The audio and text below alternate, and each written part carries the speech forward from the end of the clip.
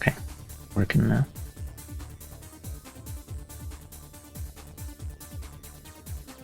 Laptop.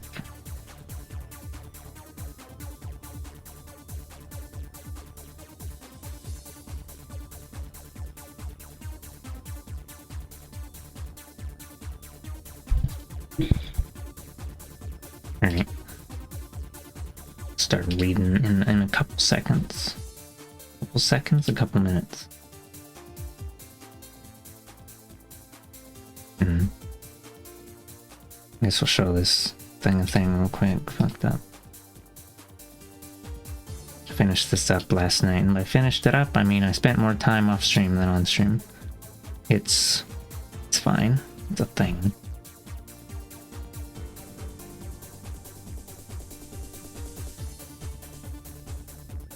But whatever.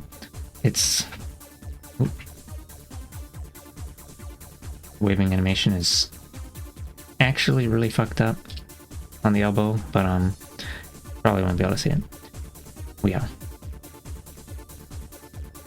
probably gonna switch halfway through, or at some point and switch to the other one that I finished yesterday. A little bit fucked up.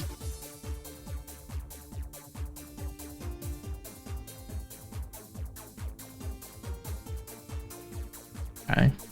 Okay. Let's see. I'll go ahead and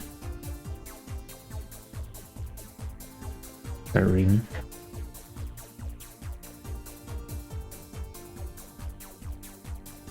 Zoom it in slightly.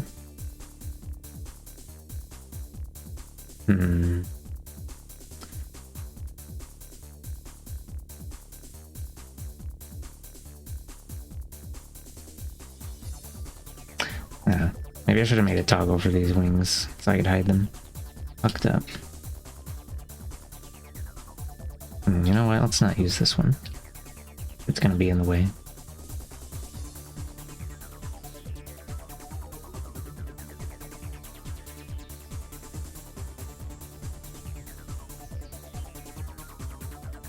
Okay. We're gonna skip the praise for shell shocked.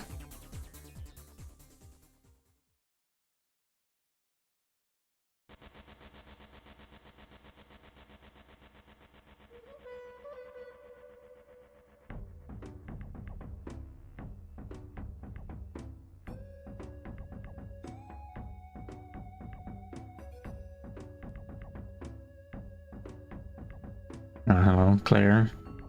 Hello, Volk. Welcome to here. Gaza. Ready for book reading? Alright. Before I was putting like chapter things in the top, but see all these chapter things on the top? Not top, the side. Let me pull this over slightly.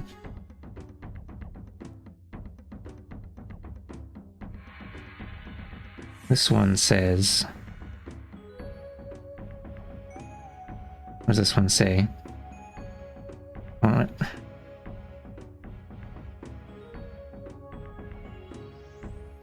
Whatever, it says tank shells were falling like hot rain, I think. Like a bunch of very small, whatever, different small accounts, I think. Anyway, introduction. Now, a year since the last war in Gaza, I find myself reflecting on my first meeting with Jalal Jundia. It was during the summer of 2014 when I saw him sitting atop the ruins of his family home, surrounded by dust and rubble. Though he was attempting to remain calm, I could see that his face was etched with lines of stress. Like so many in Gaza, he had lost everything during the Israeli assault, the most recent of a series of attacks that arrive with predictable frequency every 3 to 4 years. Jalal wondered aloud about his wife and 6 children. Where could they go now their home had been destroyed? Where was it safe? The amount of bouncing, I'm gonna destroy it. Sorry. Put it down. Very small. -0.1.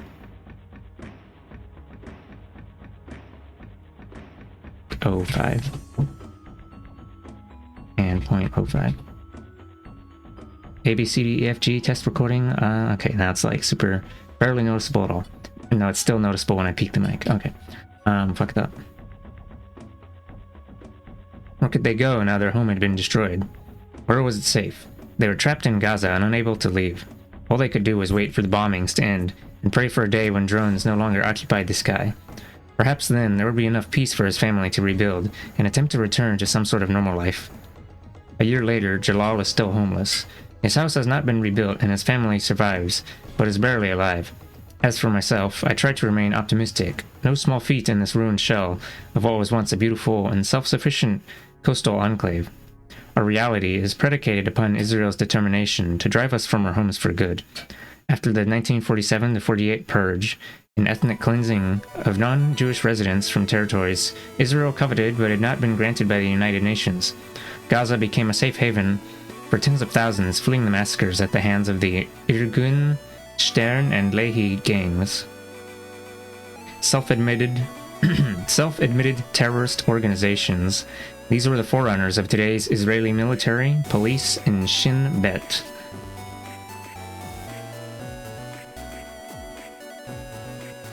This has actually kind of reminded me of the thing about how paramilitary gangs in Germany, or what became the, or they're folded into like the actual police, into the secret police or whatever and shit.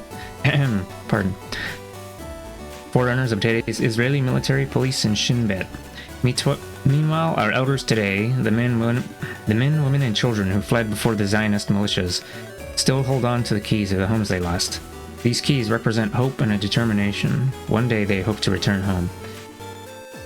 In the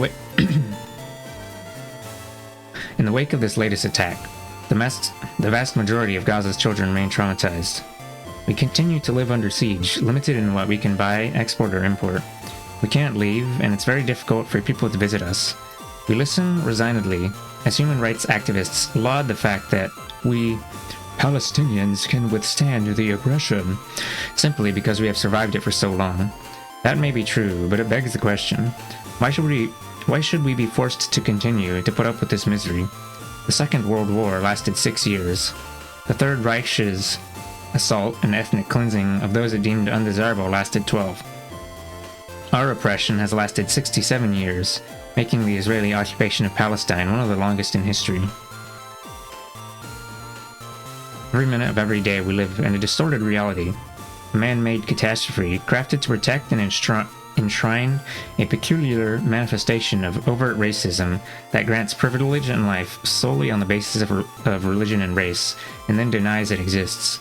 Its purpose is to make the lives of those of us who belong to the non-favored race and religion unbearable.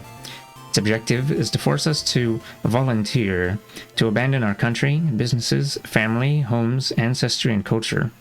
The tool of this persecution is systemic and infects all aspects of life.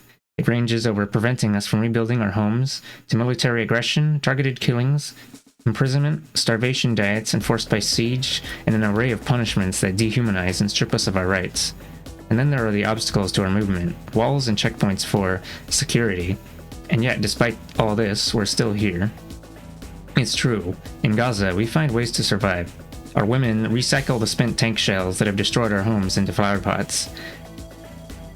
Students return to bombed-out schools determined to complete their education. Torn books are taped together, pins are jerry-rigged back into service. At night we often study by candlelight. The frequent cutting off of gas, water, and electricity is another daily reality of life in the Strip, and so we carry on, focusing on the basics and muddling through with proud determination. We are human, with dreams and nightmares, equally strong and equally vulnerable. We pride ourselves in our self-sufficiency, and humbly thank God for the help of others as we hope and pray for justice. That justice has yet to arrive. Each time he sees me, Jundia asks when the West, with its pontificating about democracy and existentialism relating to human rights, will take action in keeping with its ideals. Do they not hear of Israel's attacks in Gaza? His eyes search mine in hope. He knows I've been outside of this strip, and speak regularly with influential people in the West. Often I am unable to meet his gaze. I'm aware that Western powers care little of human suffering if it happens in Gaza. Here it often feels as if we, the 2 million inhabitants of the Strip, don't exist. I can't relate this disturbing truth to Jundia. Rather, I bolster his hope, assuring him that I'll continue to share his story with the world. I promise him that his voice will not go unheard. Like Jundia, I'm a resident of Gaza and suffer through daily local attacks, as well as the major assaults every few years. This has been my experience of life, first as a child, then as a young man, and now as a father and husband. I was born a few years prior to the first Intifada. Today, 4 generations have lived under this occupation. The majority of us in Gaza have known nothing else. Now, the latest major attack is a year behind us. For 51 days last summer, we endured unspeakable devastation. That's only like half as long as the current thing. With each attack, we emerged more tightly squeezed together, more resilient and determined. We are united by this will to survive and to rebuild our lives. There's hope now that perhaps last summer's was the final major attack, that never again will the people of Gaza be forced to succumb to such suffering. Hope, but not much faith.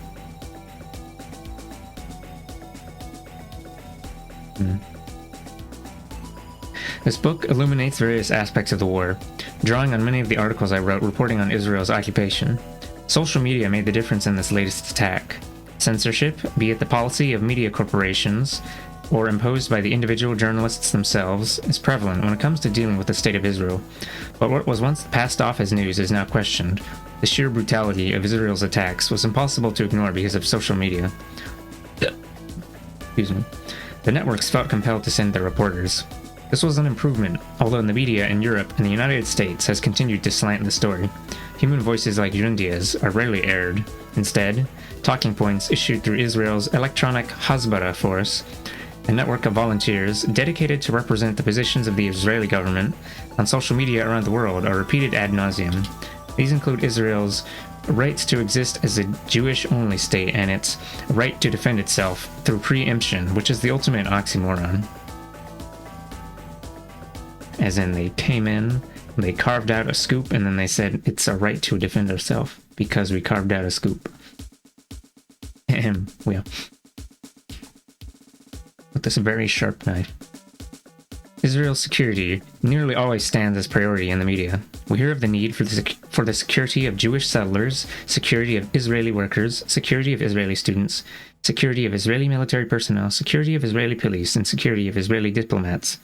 But no one ever addresses the security of millions of Palestinians under constant attack, or expelled from ancestral homes and lands well tended and cherished for millennia, prior to the State of Israel in 1948. This absence of recognition, or selective ignorance, feeds and reinforces the oppression experienced by millions of Palestinians. Very few in the mainstream media ever talk about the right of the people of Gaza to defend ourselves, or even just to exist. After all, we're not the ones with the Navy, Air Force, Army, and nuclear weapons.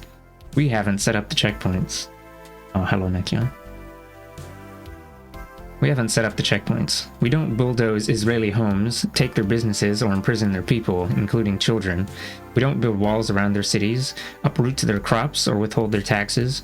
We don't determine the minimum caloric intake. Required to survive, and then enforce that diet through checklists of prohibited items. We don't prevent Israelis from leaving Israel whenever they want, or keep them from going to school. We don't cut off their electricity, bomb their water treatment plants, and flood their streets with sewage. We don't withhold shipments of drugs to their hospitals, shoot at their fishermen if they stray beyond an artificial boundary, or allow people to die at checkpoints awaiting medical leave. And we certainly don't prevent Israeli husbands and wives from living together because they're in 2 different parts of the country. We don't do any of these things. They are done to us by Israel. They've been doing it for decades, and that doesn't include the military attacks every 3 to 5 years. It's clear that the Palestinian narrative is underrepresented in the media, and when it is to be found, it is generally as an addendum to a defense of Israel's rights. This tiny nation-state spends enormous sums of money on media spin. The Palestinian Authority attempted, for a long time, to reconcile with Hamas. Upon doing so, they are threatened by Israel and the United States with the withholding of tax revenues collected by the occupier on their behalf. Most of the time, the authority is near to being broke, hardly able to find the money to pay employee wages, let alone counteract the expensive media barrage mounted by the Israelis. By not providing the full story, it's easy for much of the media to dehumanize Palestinians, and therefore control the narrative in favor of the oppressor rather than the oppressed. We are an occupied people. We've been occupied officially since June 6, 1967, and on the receiving end of ethnic cleansing since November 30th, 1947. The land set aside to create Israel by the United Nations in November 29th, 1947 is 1/3 of what the new nation took by force in the 6 months leading up to its statehood and the months following. The remaining land was acquired by military conquest in 1967. This usurpation of the land, the occupation, represents the root of this conflict. This isn't about religion and never was. Religion is simply used as a means to segregate by assigning an ethnicity to it. This occupation is not about religion, biblical history, or any of the other excuses used to justify it. It is about water, headwaters, rivers, and aquifers. It is about who controls and prospers from natural resources, ranging from arable land to natural gas reservoirs under the West Bank and beneath Gaza's coastal waters. And it is about economic and political power, who has the most clout financially and militarily in the Middle East. That's it. The rest is spin. I crunched those music tracks. Because I can. The fact is that for over 1400 years, all three faiths, Christians, Muslims, and Jews, coexisted in the Holy Land in relative peace and harmony. Occasionally conflicts erupted, but in most cases these were created by invaders, whether the Crusaders of medieval Europe, the Ottomans, the Romans, or the Zionists of today. Left to our own devices, the different groups in Palestine generally get along fine, and, as history proves, we even like each other. Social media is changing the narrative of the Israel-Palestine conflict from glossed-over, one-sided idealism to multifaceted, fact-driven truth. Slowly, the narrative is shifting from fantasy to reality. I hope this book, too, will assist in that end. Oh, alright, have a good luck, cat. I've written this book as a way of preserving and passing on stories that need to be told. Some are positive narratives, like the reporting of the 4,500 babies born in Gaza during the last assault. Some are more poignant, like the story of young Ahmed, a boy who did not survive the Israeli attacks. He is remembered through his sister, Narges al-Qaed's words and memories. I also seek to honor the steadfast spirit of solidarity between Gaza's Christians and Muslims. The priests and imams opened their churches and mosques for all, regardless of faith. People forget Palestinians are of all religions, including the Jewish faith. Palestine has existed for more than 3,000 years. It is noted in ancient Roman records, within the writings of Hebrew scribes, on historical maps from Europe and Asia. It is written on the tombstones in Old Jerusalem, marking the graves of fallen British soldiers pre-1948. To be Palestinian simply means to be from the region of Palestine, which includes parts of modern-day Lebanon, Iraq, Jordan, Israel, Egypt, and the occupied territories. A race isn't Palestinian. A race is Arab, though many of us share Caucasian, Asian, and/or African backgrounds as well. Our religions, which are not races, include but are not limited to Muslim, Jewish, Druze, and Christian. In Gaza, Christians and Muslims live and suffer together. Palestinians of both faiths have seen their schools and places of worship bombed by the Israeli military. Palestinians of both faiths are arrested, starved, humiliated, separated from family, prevented from leaving, and killed by the Israeli military and zealous settlers in the West Bank. And Palestinians of both faiths remain united in a spirit of common humanity, despite the Israeli narrative and systemic dehumanization. These are important facts to remember, because one of the primary tactics used to prolong the occupation is creating divisions where none exist. These supposed divisions are often at the heart of the support by Western governments for a two-state solution. Two-state, one state. Neither is much of an issue in the Middle East, and certainly not much of one in Palestine or Israel. The argument is another layer of lacquer slathered over the issue to make it look like something is being done to end the occupation. The occupation will end only when it costs Israel more in political and economic capital than it is worth. Forcing Israel to pay that price is the purpose of the boycott, divestment, and sanctions movement, BDS. And the beauty of it is that it takes the legal route that doesn't use guns or kill people to make a point. It is completely non-violent and, as South Africa showed, quite effective. A thing, and pretty sure South Africa wasn't 100% peaceful, but we'll gloss over that. The common belief that 100% peaceful things can get stuff done. Can make it to the finish line, rather. Okay. Speaking personally, I would like to see a single state where equity and tolerance are the only way forward for Israelis and Palestinians. On April 2nd, 2015, the Pew Research Group released a report, The Future of World Religions, Population Growth Projections 2010 to 2050. By 2050, the study predicts that nearly 80% of the world's Jewish population will be in just two countries, Israel and the United States. It's interesting that even today, in one of those countries, the United States, Palestinians and Israelis, Muslims, Jews, and Christians work together, often live in the same neighborhoods, go to the same stores, and are sometimes even friends.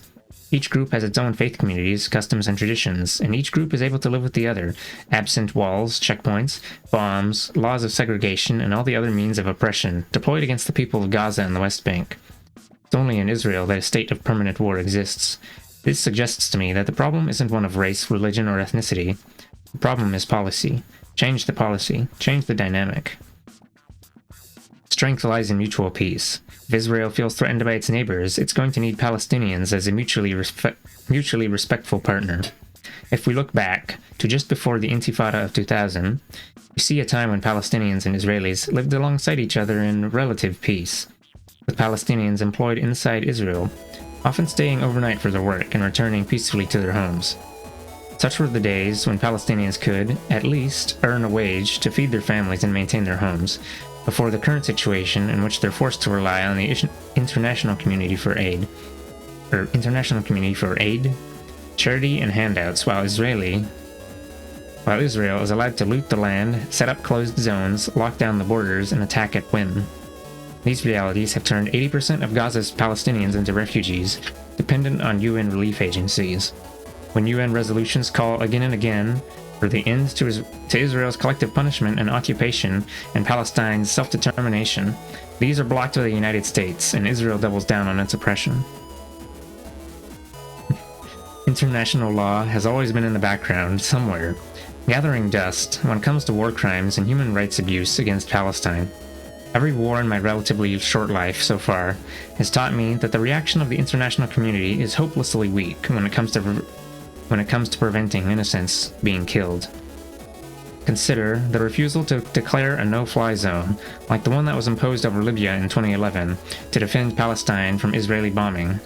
I don't see the difference between defending innocents in Libya or in Gaza, especially when UN agencies are there on the ground, working to provide relief. I conclude on two positive points. The resilience of Palestinians is intact, despite being constantly hit hard with daily despair and huge unemployment throughout the Gaza Strip. The younger generation do all they can to hold on to their lives and human rights. They attend schools and colleges and continue to value education highly as a foundation for their future careers, even if very few have been allowed by Israel to leave the Gaza Strip and pursue their dreams. This is the new generation that Israel should be seeking to make peace with, rather than setting up as an enemy. The second positive point relates to the United States. I can recall my first talks at Harvard and Columbia universities and in several synagogues across the USA, where most people listened, but some came to heckle and shout against the truth being told. This trend is now changing, and there is a stronger connection with young Jewish American people. The tide is turning toward justice and equitable peace. I know it is a slow process and may take years, but it feels right. Change is coming, and that is a good thing. That was nearly 10 years ago.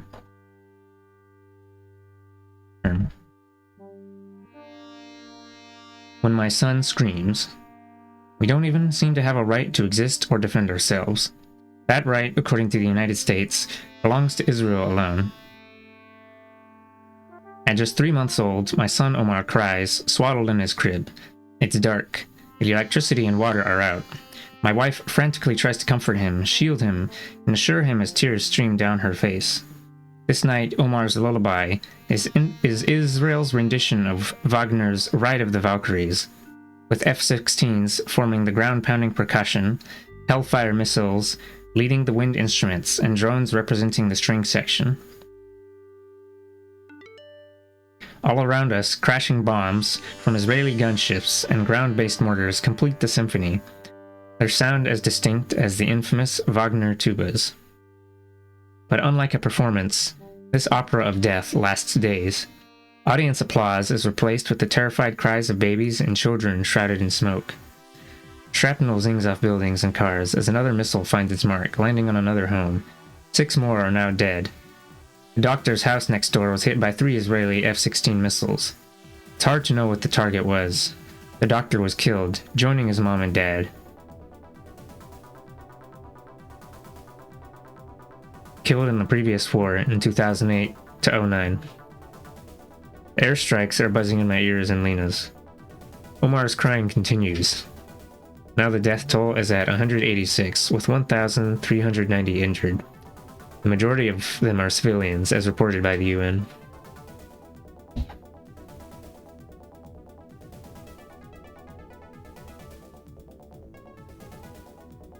There is no end in sight. Beyond the border, we see tanks amassing, preparing for a ground assault. Above, the ever-present thwop thwop thwop of hovering Apache helicopters rocks Omar's cradle through vibration. Warning sirens pierce the night. Another incoming missile from an Israeli warship. The border is not far, but we cannot leave. The Gaza Strip has been under siege since 2007. Unlike Israel, we do not have bomb shelters to hide in. The 1.8 million citizens of Gaza, over half of them children under the age of 18, are packed into an area the size of Manhattan, unable to leave. We must stay and pray that we don't get hit. I've been through this before. I grew up in Gaza. But this is my first time under fire as a parent and husband. It is a wholly different experience. I wish I could airlift my wife and son out of here. But this is my beloved ancestral home. What else can I do? The airstrikes are too loud and unending, it seems. In a moment of nervous quiet, Lena breastfeeds Omer and quietly prays. Crash. Boom. Another airstrike smashes into the ground outside our home. Lena darts out of the room, shielding Omer in her arms as she seeks safety on the other side. Omer screams and screams and screams. It's piercing, enveloping me in a horror only a parent can understand. I find it impossible to comfort him, holding his tiny hand as he lies in my wife's arms. Lena is clasping Omer tight. We nervously jump from room to room, scanning the skies for incoming missiles. Israel always claims they are precision. Precision? Then why are so many children, women, and elderly injured, maimed, or killed by them each time? Why is the hospital bombed? Why schools, bridges, water treatment facilities, greenhouses, and other civilian targets? The statistics always tell a different story. Boom.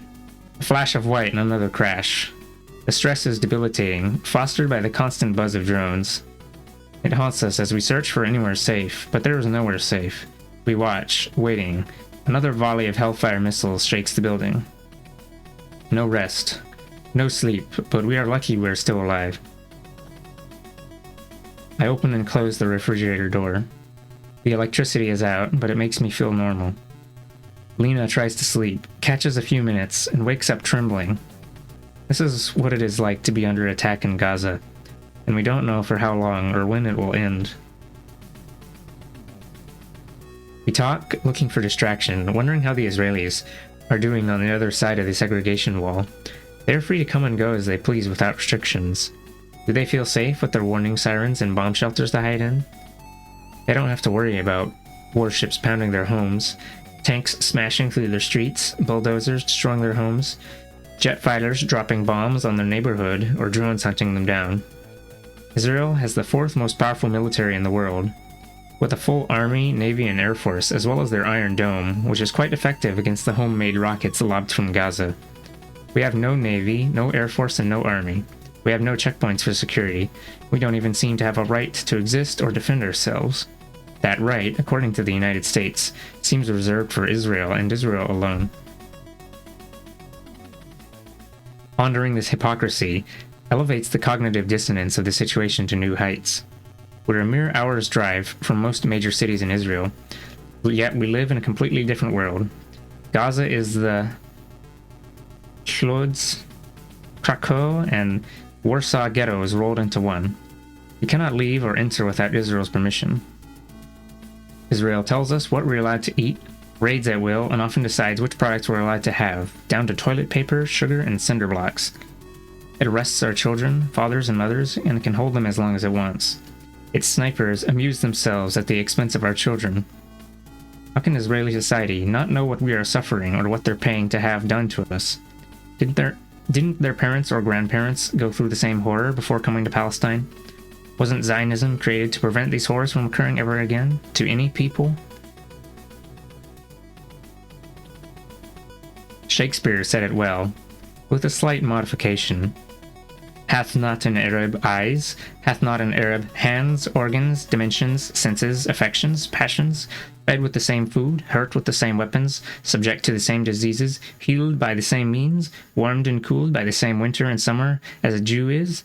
If you prick us, do we not bleed? If you tickle us, do we not laugh? If you poison us, do we not die? And if you wrong us, shall we not revenge? If we are like you and the rest, we will resemble you in that. Despite the desperation, Gaza is my home. Wherever I go, however long I have to wait at checkpoints, to leave or return, sitting under the hot sun or arguing with officials about the abuse of travelers and victims, I feel a deep joy and love when I pass through Rafah gates, for I am home. I have options given my Dutch citizenship. As the bombs continue to fall, I ask myself if I should take my family to the Netherlands, where my son was born, press on with my PhD studies at Erasmus, Rotterdam, and Columbia University, and try to forget the F-16s and nightmares Israel reserves for us. But I'm a journalist, and I owe it to my people and the Israeli people to get to the truth. I choose to stay in Palestine, my beloved home, with my wife, son, mother, father, and siblings. I am not willing to let Israel or Zionism exterminate me. Since 1947, Israel has disrupted our lives. My family and I are the wrong race and wrong religion, so the state doesn't want us here. This is my home, and steadfastly I will stay. It is my right as a human being, and our right as Palestinians or Israelis, whether we're Jewish, Christian, or Muslim. Ultimately, we're all human.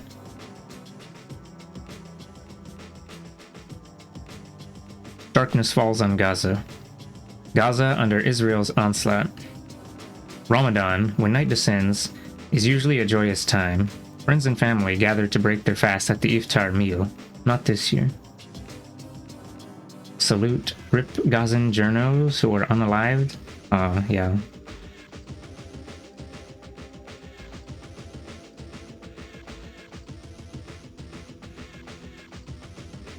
They see you with the vest that says press on it, and they're like, oh my god, a target. And then, Nights are the worst. That is when the bombing escalates. Nowhere is safe. Not a mosque, not a church, not a school, or even a hospital. All are potential targets. On Monday, the Israeli military... Let me check a thing real quick. I want to...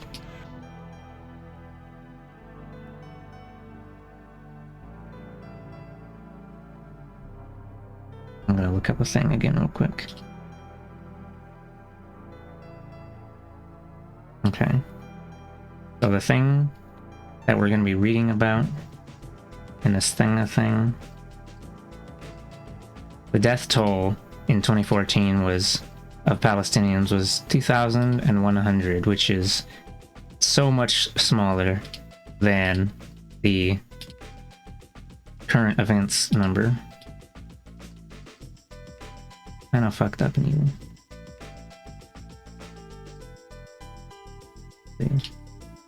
I don't know. I'm not gonna put it on. We're already taking up space on the top and bottom of the screen with the thing of things.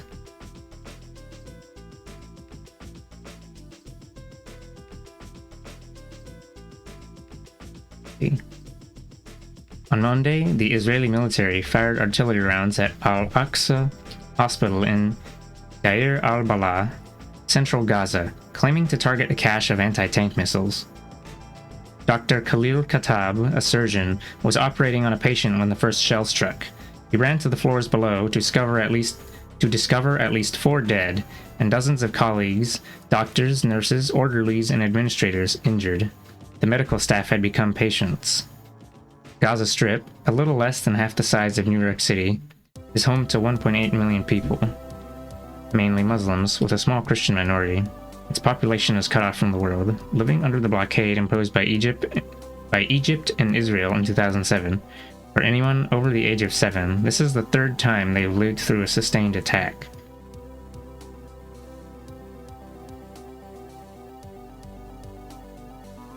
Anyone over the age of 7? Worst part, ongoing events are still ongoing? Yeah.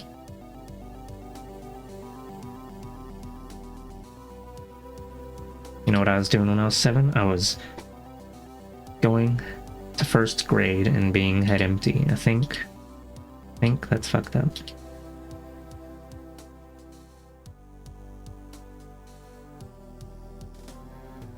In 2 weeks of bombing and shelling, more than 600 Palestinians have been reported killed. Since the Israeli ground invasion began, 28 Israeli soldiers have died. The conflict has also claimed the lives of 2 Israeli civilians. Here in Gaza City, the electricity was gone, it was dark everywhere. The water supply was foul, food was rancid, and fear permeated the summer night.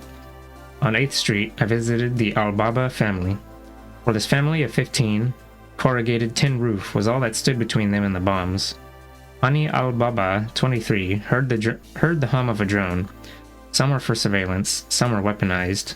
Which is which, one never knows. The sound was enough to send the children scurrying into corners, trembling and praying. Nervously, Hani scanned the night sky. Israeli strikes have taken out entire families. In a town near Khan Yunis on Sunday, more than 20 members of the Abu Jameh family died when their home was hit.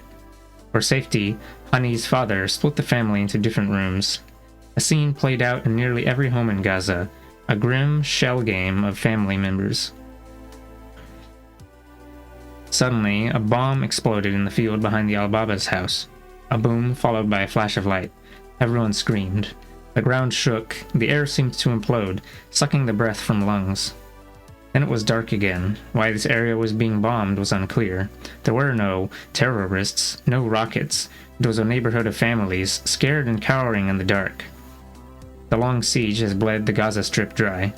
There is no money for public services. The majority of the population lives in abject poverty. And now at least 120,000 Gazans have been displaced by the fighting, thousands taking temporary shelter in United Nations schools. Many will return to homes damaged or destroyed, with little or no means to rebuild.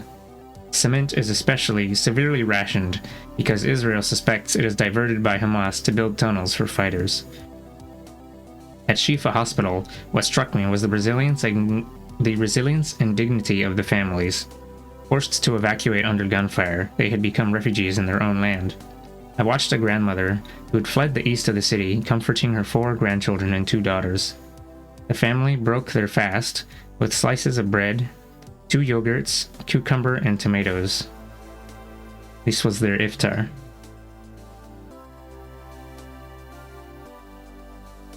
A ceasefire agreement is possible, but all parties need to be at the table. Hamas was not consulted over the one proposed by Egypt last week. Even peace might be possible if the international community has the courage to engage in dialogue with Hamas. The terms outlined by Hamas for a ceasefire are the same as those the United Nations has called for repeatedly. Open the border crossings, let people work, study, and build the economy. A population capable of taking care of its own would enhance Israel's security. One that cannot leads to desperation. In January 2008, barriers along the Gaza-Egypt border were knocked down. Thousands of Gazans poured into Egypt to acquire much-needed supplies. I remember the relief within the Palestinian community. This transient glimpse of freedom was a treat. A neighbor of mine was simply delighted to drink a Coca-Cola.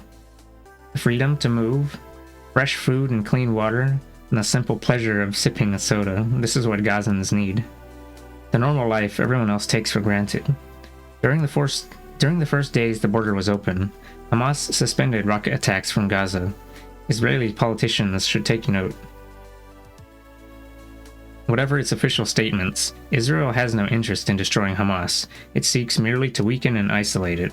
Hamas gives Israel an out, a convenient villain, someone to blame. Yet, the siege of Gaza serves no purpose other than to radicalize the next generation. Families like the Al-Babas shouldn't have to move their children around the house in the hope that some may survive. Nor should families in Ashdod, over the border in Israel, have to hide in bomb shelters from the militants' rockets. Without a process that includes all parties at the negotiating table, though, I fear this cycle of violence, punitive and disproportionate as it is, can lead only to an Islamic State in Iraq and Syria-type extremism among the Palestinians. Only the darkest cynic would wish for that. I think the author of this book is a little more optimistic than me about goodwill from Israeli politicians.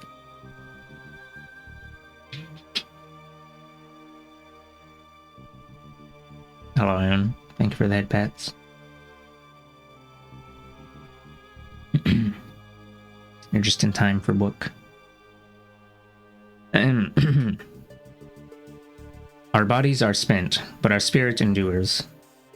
Unlike international reporters, those of us from Gaza don't simply report, says journalist Mohammed Omer. We live and die here. The days flow from one into the next, punctuated by breaking stories, covering one massacre to the next. Each day, another home is bombed, homes with children sleeping inside. Even soccer isn't safe.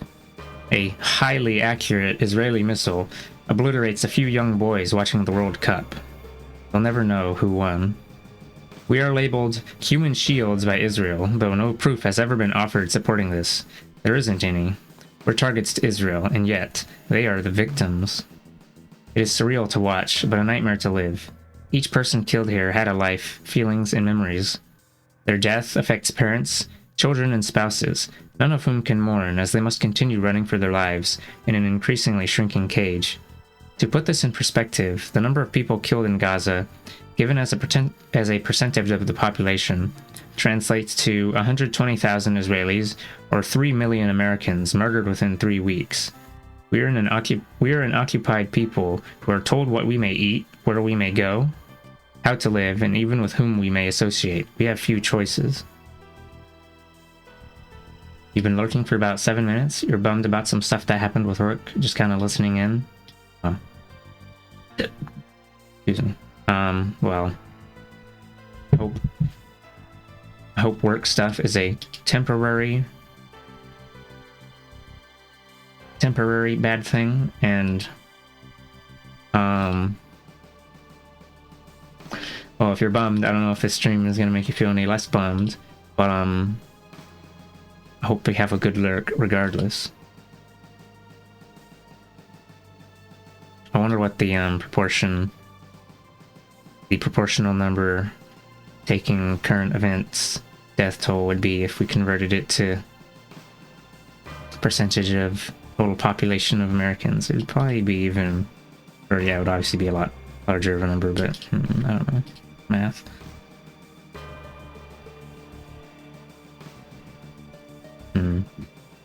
Well,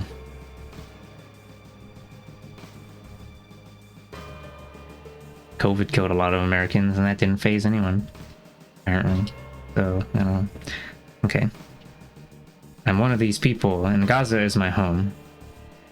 As a journalist, no horror has affected me more than witnessing a mother nursing her baby killed by an Israeli missile, something my own wife does daily with our 4-month-old son. Miraculously, the woman's baby survived, but she died instantly. I see this, live this, and desperately tweet and retweet, because I'm offended, not only as a human, as a Palestinian in Gaza, and as a father, but also as a journalist in Gaza. To get a story.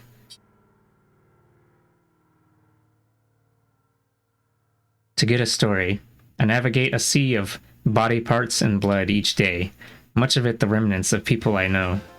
My neighbors, friends, and community. Unlike international reporters, those of us from Gaza don't simply report. We live and die here. When global journalists arrive to witness another bloodbath here in Gaza, one can only pray that they are humbled by the blood and the body parts around them that were, just moments before, ordinary people, children, babies trying to exist, live, and survive under such degrading, inhumane circumstances. With each report filed, the people of Gaza pray these messengers of news will transfer the truth to the media world outside Gaza and Palestine without bias or prejudice. Alas, this rarely happens. Even if the journalist wants to, often the corporations employing them edit out the context, details, and facts. The few who have dared to voice disgust or the facts often find themselves reassigned or without jobs the next day. The gulf between reality and perception is then filled by the increasing voices of individuals and citizen journalists via social media, and they are making a difference. The bit where they said editing out the context there. That guy, that airman that lit himself on fire in front of the Israeli embassy. I saw a thing on Twitter about how 4 different news websites completely, or maybe not completely, but near totally omitted the context of him doing it in a protest for Palestine. They took it out nearly entirely and just said that he lit himself on fire, and they didn't say why in the headline or in the initial paragraphs.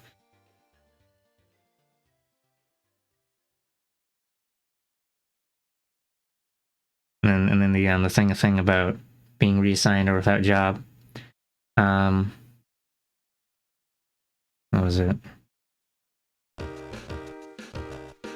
There was an administrative order from the governor in our state that if you have a government job and you support BDS, if you participate in BDS or support BDS, show support for it, you can be fired or whatever, and then not able to get another government contract again. And he also wanted to put through a bill that would make unauthorized protests a Class C felony. This is the 3rd time I mentioned that, I think.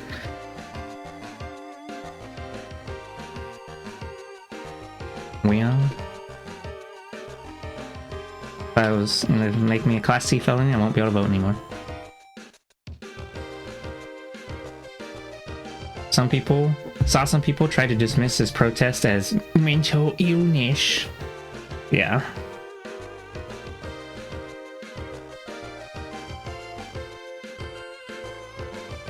I saw a thing that there was someone else a different civilian creature that that self-immolated 3 months prior, but they didn't publicize it as much.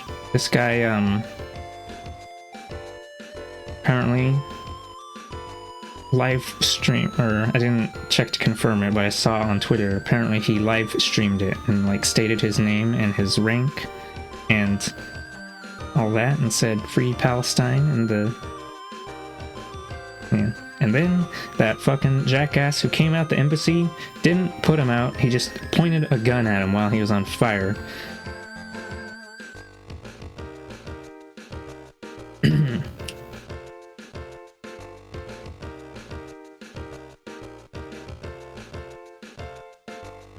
He's gonna fucking spread some flames onto him, so you gotta keep yourself safe with this gun. I don't know. It sure was a thing.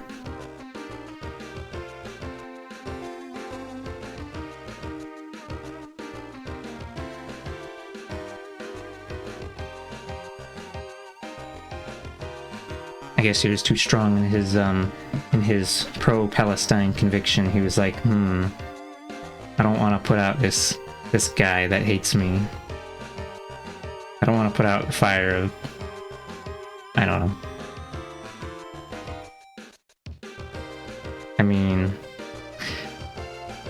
if you're working for the Israel embassy, you probably hold some particular views anyway, so probably just didn't want to put his... He probably didn't want to put him out. Okay. Want to pick your mind later on something? See if you also have any thoughts or resources? Okay. I can give the illusion of speaking truth, manipulating people by adjusting context and starting near invisible without more context to see the context. Well, I guess we have social media now. Kind of, maybe. But my dad prefers to watch my dad passively watches TV and Facebook shit. Facebook Shorts? Fucked up. I don't know. No, they call it Reels. My bad. I don't know.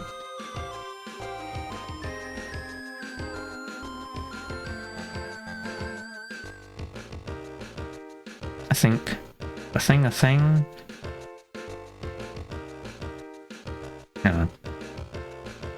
Facebook, TikTok. Yeah, seems like a lot of these political topic things. There's like people who there's plenty of books on this and that topic, but kind of people who read books about historical or political current events things, but not the same people who come home and watch some TV 6-7 p.m. or whatever. Watch the news. I don't know.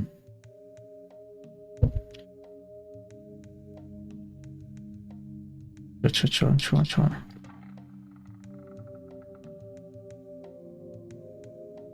My dad does read books, but he reads all fiction books. I don't think he reads non-fiction stuff. Usually. Fuck that. Okay. News consumers around the world from New York, London, Paris, Berlin, Sydney, Delhi, and Nairobi. It is time to question what you read. Do not accept what you're seeing. Push, question, cross-reference. 140 characters is a start, but not the truth. Oh, that's the old Twitter character limit. I scribble my notes as fast as I can, collect my interviews, verify with official sources, and run to the... Oh, I forgot to mute that. Hello. Thank you for the follow, 9 booms. Let me unmute, mix it up for now so it doesn't make a noise. It'll still have the little thing show up on screen though. Let's verify with official sources and run to the laptop to type and condense my ideas before the power cuts out. The stress is always, will I make it before the power outage so I can follow the story? On some of the best days, I have just 2 hours or less of electricity. I was in darkness the last 9 days of the war, and yes, there's a deadline on dying too. If I'm lucky, I'll catch 1 or 2 hours of sleep before I have to begin reporting again. This war is more than blood. It's psychological and emotional torture, expertly designed to strike an already marginalized group and reduce us to less than human. There are differences between local and international journalism. The local variety needs no wider context, just the images of the human carnage and desperation is enough. We know the context in history. We live it. International media needs to answer more questions and add historical context. Accuracy and truth are vital. I see a UN RWA school used as a refugee shelter being hit, but I'll ask people affected by those circumstances for their story on the American-supplied Israeli F-16s, drones, Apache helicopters, Israeli tanks, cruise missiles, naval warships, and mortar shells. Yes, where the weapons come from needs to be stated. US media reports Israeli claims that Iran supplies Gaza with weapons, but never mentions who supplies Israel. In Gaza, we're still looking for those Iranian weapons that Israel says we have. What Gaza factions have are small weapons. Oh, small weapons like small arms like AK-47 and homemade rockets. What the Israelis have is state-of-the-art American military equipment.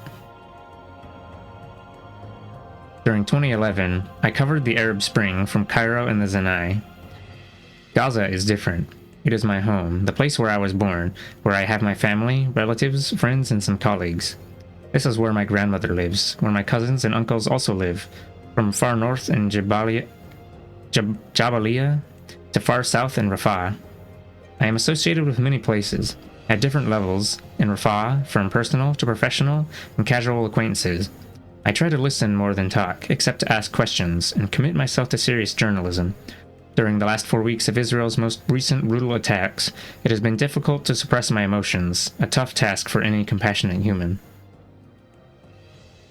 Ironically, Israel's butchery at UNRWA's Abu Hussein school triggered me to be more professional, because the facts speak for themselves, and the images of the facts are all the world really needs to read and see in order to stand up and make things better than this ominous reality. Writing about the school, I had to suppress the memories of my childhood. Memories of being at the school, next to my grandmother's house in first grade, before fleeing to Rafah. Still, the images of my first teacher, Yasser, flash in my head when I see dead bodies. I am 30 years old now, but I was 7 in that playground where the Israeli tank shell hit. Likewise, at Islamic University, I felt the excitement of early adulthood, diving into my education to escape the memories of sadness among the ashes of Rafah refugee camp to reach the comparative beauty of Gaza City. This was huge for me. In the taller buildings of the city, I felt free after being trapped in Rafah. But the air was sucked out of my lungs when I had to break the news live to CNN this week that Israel had bombed my wonderful university, the place of my education, the classroom where I had my linguistics exam, after which I spent hours at an Israeli checkpoint returning home. This was not easy, and it's hard to see the hypocrisy and injustice of the world as CNN invites Israeli officials to present their justifications for hitting a university, a seat of learning. I could choose to be blind to keep my sanity, but I prefer the dedication to the facts and truth, as insane as it is, seeing the ruins of homes and desperation on the faces of fishermen, farmers, doctors, and teachers. I feel nothing should be left out, from the dust on a mother's face, to the tears of fear in children's eyes, to neighbors trying to make homes from rubble. Call me biased, but Gaza is my home, so I'll take that as a compliment and carry on.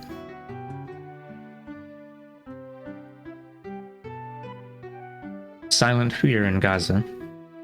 Operation Protective Edge began early on Monday. Since then, at least 49 have been killed and 310 injured, with numbers still rising. Gaza City. It is still early in the holy month of Ramadan, time of reflection, of making amends and of fasting, abstaining from food and drink during daylight hours. Normally, the residents of Gaza look forward to the muezzin calls for prayer, signalizing the last prayer before eating can commence. The first taste, inevitably that of sweet dates and sips of water, but not this Ramadan, not now. Windows shake violently, reverberating as F-16 missiles crash into the ground, peppering surroundings with shrapnel and earth in a nearby field. Babies scream, dogs bark, and pandemonium ensues. The streets are empty of traffic. Anything that moves becomes a target. Above, Israeli F-16s screech through the air, accompanied by the banal hum of drones hovering overhead. Nowhere is safe, and there's no way to get out. Operation Protective Edge, as Israel has called it, began early on Monday, with Israeli fighters delivering the first blow in the form of airstrikes on 10 sites within the Gaza Strip. Tensions remained high following weekend clashes between Israeli police and demonstrators in Jerusalem, East Jerusalem, and Arab towns throughout northern Israel. Gaza's international airport, built 14 years ago with funds from donor groups, has been targeted 6 times as of this writing. In Gaza, Israeli bombs were answered with crude homemade rockets propelled into Israel by the resistance in a seemingly endless war of one-upmanship. Caught in the crossfire are the civilians of Gaza and southern Israel. Drones, missiles, tanks, helicopters, ground troops, and night raids are near-weekly events in the Gaza Strip. Calls for retaliation within and outside of Gaza are mounting. The coming days are likely to witness more violence. The number of people killed is in steady increase. Now there have been 49 killed, 310 injured, and 64 houses have been demolished. Interior Ministry spokesperson Iyad al-Bazim says 192 of those injured are children and women. The numbers are changing every minute. The Interior Ministry says 510 airstrikes were carried out in Gaza in the past 2 days, but this is constantly rising, and airstrikes are heard every few minutes across the Gaza Strip. Economically, Gaza is already suffering, with up to 42,000 employees of the former Hamas de facto authority without pay for months.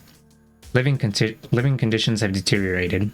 Even basics like food and water are unaffordable without a paycheck. The lack of money for government employees affects the rest of the economy. Stores, farmers, suppliers, service providers, and anyone who relies on the income of others for their own income. Officials estimate more than 250,000 are being affected. Likewise, the shutting down of banks has meant tens of thousands of Palestinian Authority employees are unable to get their monthly wage. With renewed airstrikes and the potential for a ground invasion looming, those who still have money are stocking whatever they can find in the markets. Everything from dried milk to lentils and macaroni is being bought up in a hurry, but even these simple staples are luxuries for many. Vail Atiyah, Egyptian ambassador to Ramallah, says his country is trying to mediate a ceasefire. So far, neither Israeli military nor Palestinian resistance groups seem willing to pursue a truce. Abu Obaida, spokesman for Hamas's military wing, Izz al-Din al-Qassam Brigades, explains, "We can't stay silent while watching crimes committed in Gaza and West Bank." Hamas leader Ismail al-Ashkar also relates an aversion to a cessation of hostilities. Resistance will not give truce and will not stop till occupation pledge to stop aggression, lift the siege on Gaza, and release all prisoners released in prisoner exchange deal, he says. Ashkar insists the resistance is able to hit beyond Tel Aviv. At Gaza's Shifa hospital, there lies a Palestinian child named Kanan Hamad that was the victim of a shrapnel injury. When asked what had happened to him, he said, "My cousin brought me to this hospital when a bomb hit the house." When asked where his mom and dad were, he replied, "They are home." He is still living with the impression that his mom and dad are still there, but in fact, his family were buried today.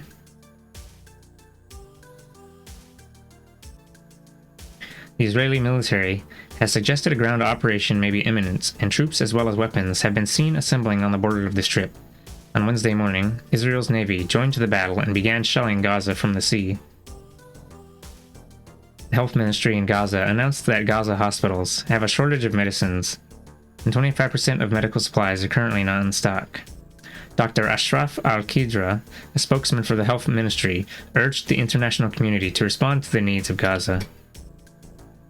No, if I remember right, there's no hospitals left in Gaza right now. That means 100% of everything is not in stock in Gaza. I think I read something. It was a video that I watched. Due to the complete collapse of health infrastructure, they're likely to have, or maybe not likely, beginning of spread of a bunch of disease. It's gonna kill even more people.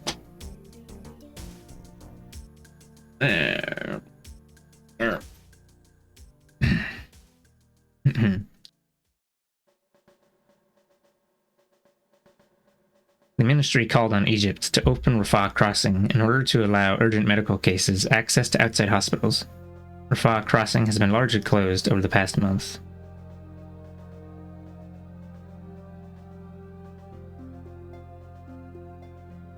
Rafah open, but crossings slow, selective. Egypt has opened the Rafah crossing, but local officials say the process is slow, unsatisfactory, as some of those wounded wait for over 24 hours. Gaza City. The hostile relationship between Egypt and Hamas is unlikely to make Egypt broker a ceasefire or offer much in terms of facilitation. Egypt opened the Rafah border crossing, largely closed since Morsi was ousted, to allow injured civilians through from Gaza. Egyptian President Abdel Fattah al-Sisi made the decision after the United Nations asked Egypt to reopen the border.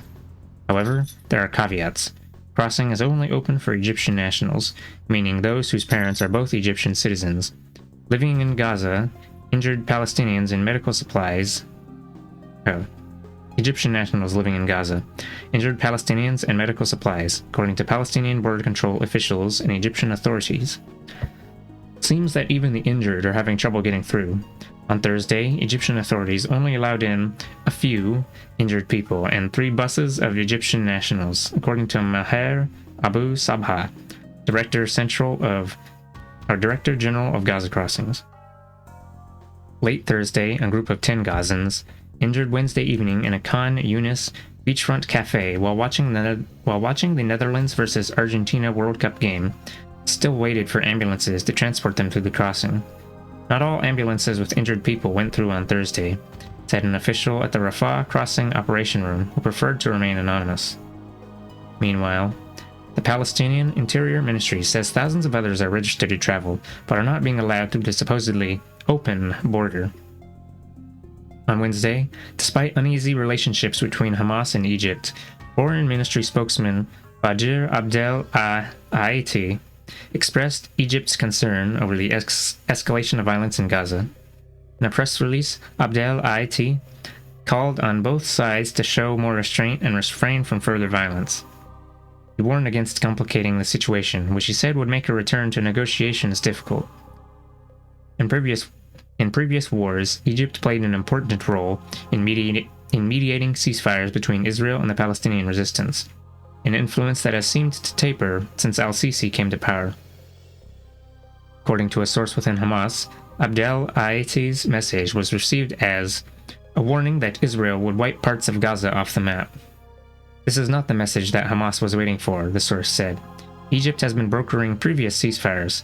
They should have made sure to pressure Israel to release all prisoners in the October 2012 prisoner exchange deal. The Egyptian government has accused Hamas of aiding militants to cause riots in Sinai, an allegation that Hamas has refused.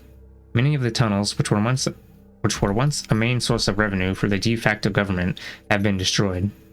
In 2011, Egypt took credit for brokering the prisoner exchange in which 1,027 Palestinian prisoners were released, in return for Israeli soldier Gilad Shalit, who had spent 5 years as a captive. Well, 1,000 people for one person? During the recent Israeli bombing of Gaza, the border crossing at Rafah has been mostly void of any security personnel or staff members. At night, the Rafah border is a no-reach area. Yeah, it's, I don't know, 1,000 for one? Even in the daytime, the crossing can be I guess it's, I don't know. Oh, there. Even in the daytime, the crossing can be a foreboding place for those trying to cross, said Abed Afifi, a cameraman shooting footage at the Rafah crossing, said on Thursday. Israeli drones are hovering overhead, and Israeli tanks continuously shell nearby, Afifi said. Hundreds of foreign passport holders with Palestinian origins stood at the gate of Rafah in hopes that they could evacuate Gaza. They left when Egypt announced the border was closed again. Thousands of students and workers from abroad with nearly expired residence permits are also stuck in Gaza. Usually, Rafah is open once every 2 weeks to allow people to travel through for Umrah pilgrimage into Saudi Arabia. This came after the Saudi government put pressure on Egypt not to ban those doing Umrah or Hajj. Among those transferred Thursday morning was Mohsen Kouare, who sustained critical spinal injuries after an Israeli missile hit his house in Khan Yunis, one of the first attacks since the escalation of violence that started on Monday. The airstrike killed at least 7 people and injured 20 more civilians. Hamas political chief Khaled Mashal appeared on Al Jazeera on Wednesday, saying that he is seeking help from Arab nations, most importantly the Egyptian armed forces. "We are waiting for Egypt's great army to respond," Mashal said. Meanwhile, Abu Sabha of the border crossings said that he has not been informed by Egypt if the border will be open again Friday, for the thousands stuck in the coastal enclave.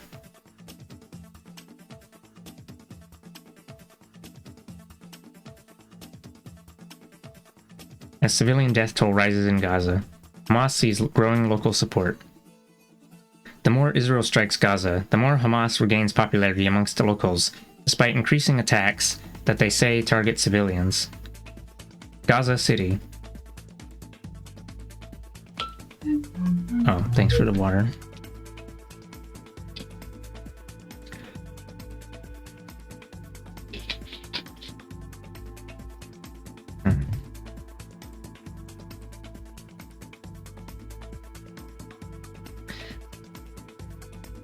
And headpads.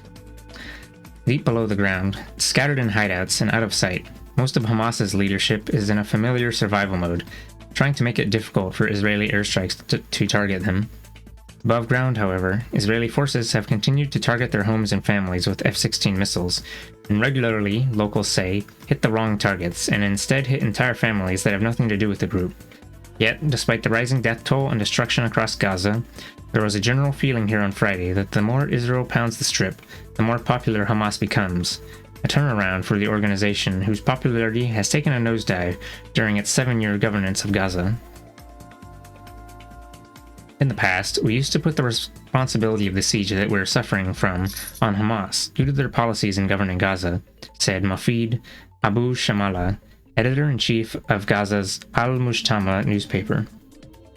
But during the Israeli aggression, we think highly of Hamas, and I feel they start to get more popular among the population.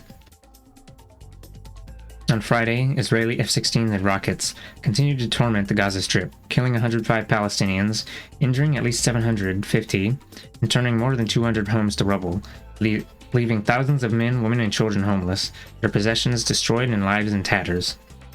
Israeli authorities say they have launched 1,100 airstrikes, or one airstrike every 4.5 minutes, since Israel's most recent offensive began on Tuesday.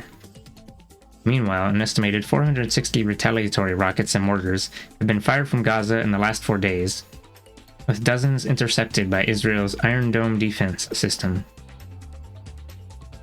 In Gaza, locals are apprehensive about a potential ground invasion, an option Israeli leaders have said they are considering, and one which has seen 33,000 army reservists called up in preparation. Across the electrified segregation fence separating Israel and Gaza, Israeli tanks have been gathering at the border for days, targeting civilians. The majority of Gazans expressed shock on Friday at the intensity of Israeli airstrikes and the frequency of attacks carried out on family homes. Israeli forces, they say, are intentionally targeting civilians. As of 2 p.m. GMT on Thursday, when the death toll was 94, the UN Office for Coordination of Humanitarian Affairs said 77% of those killed in Gaza were civilians, including 11 women and 21 children.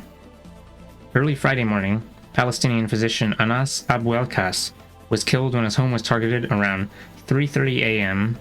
1:30 a.m. GMT by 3 Israeli F-16 missiles. While he slept, his body was split into small, scattered pieces around his apartment. The doctor's killing triggered anger in his Tal el-Hawa area in Gaza City. Neighbors say he was not affiliated with any political party and was a dedicated, serious medical practitioner. The location of his home provided no further clues for residents. His apartment was next to Farha, an association that provides loans to young Gazan couples who are struggling financially to marry. Mahmoud al-Najjar, a resident in Khan Yunis, was in shock as he and others collected the remains of 8 members of the Al-Hajj family who were killed in an airstrike last Thursday that also took the lives of several neighbors. How can Israelis claim they are not targeting civilians? Al-Najjar said. Israel means to stop rockets attacks. Why are they attacking people sleeping in their homes? It haunts me. Sharif Mustafa, a 36-year-old civil servant and father of 3, says his neighbors in Rafah, the Ghanam family, were surely the wrong target. Israeli forces must have meant to hit the house of Jihad Ghanam, a member of Islamic Jihad, but instead hit his cousins while they were asleep, Mustafa said. They are a very poor and peaceful family, who don't interfere in the life of others, he said. But did Israel really care who was targeted or killed? He wondered aloud. The entire neighborhood of Yabna, an area in Rafah that was one of the hardest hit locations this week, reeled in shock on Friday at the damage done to the Ghanam family's home. An impromptu rescue team of residents searched for the family's 4-story home, now a pile of rubble, looking for the bodies of their neighbors. As 20-year-old Kifa Shihada As 20-year-old Kifa Shihada Dib Ghanam's burned body was carried from the debris, neighbors standing behind Mustafa wept when they saw the young mother with whom they had been praying on Thursday evening. The body of 7-year-old Galia Ghanam was also discovered in the rubble as Mustafa looked on. I would never imagine that my children would be among those children, he said. I just feel that this is one of my children and it haunts me. An unidentified older woman, also killed in the attack, took the worst hit, neighbors said. Her body was taken to the hospital completely burned, triggering a call from a local human rights group for an investigation into the weapons that Israel is using. During Operation Cast Lead, Israel's attack on Gaza in late 2008 and early 2009, international doctors in Gaza's hospitals noted that the bodies showed signs of unusual symptoms attributed to Israel's use of experimental dime, dense, inert metal explosives, flechette weapons, and white phosphorus. Rockets have chemicals and poisonous materials, and it's vital for international groups to come and examine the evidence, said Mohammed al-Jamal of the Palestinian Human Rights Defenders Network. One major difference between Israel's current offensive on Gaza and others in 2008 and 2012, al-Jamal said, for this week's timing of Israel's bombings at night, which he said are meant to maximize the number of casualties.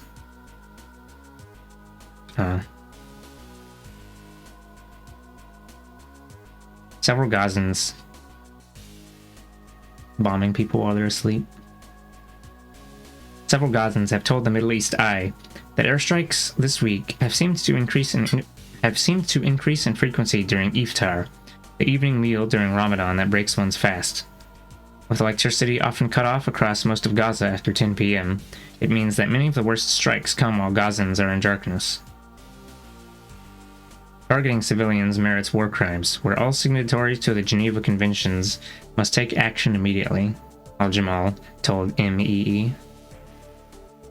And then they sat on their hands and did nothing. Ceasefire talks. On Thursday, U.S. President Obama and Israeli Prime Minister Netanyahu talked by phone for the first time since the offensive began on Tuesday. Obama offered to facilitate ceasefire negotiations between Israel and Hamas.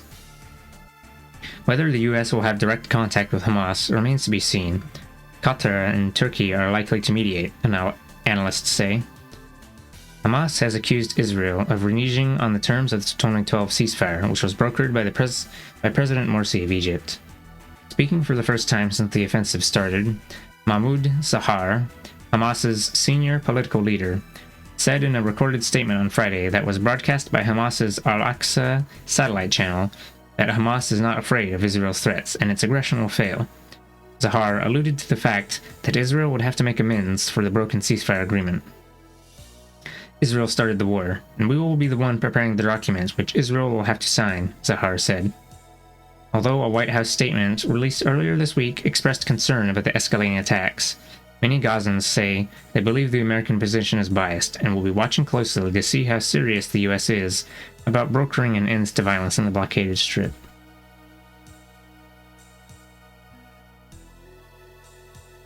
And then they sat on their hands and Palestinian children killed in Israel strikes. At least 13 Palestinian children have been killed in Israeli airstrikes so far. Rafah, Gaza Strip. Fadi, the mother of 3 daughters and a son, is trying the best she can to comfort her children, but her 9-year-old, Ragd, is in tears all night as Israeli airstrikes continue to hit the besieged Gaza Strip. It's hard to explain politics to children. They hear from other neighborhood children that it's Israel bombing Gaza again, but still, I can't give them an answer as to why. Fadi, who lives in Tal al-Sultan with her husband and children, told Al Jazeera.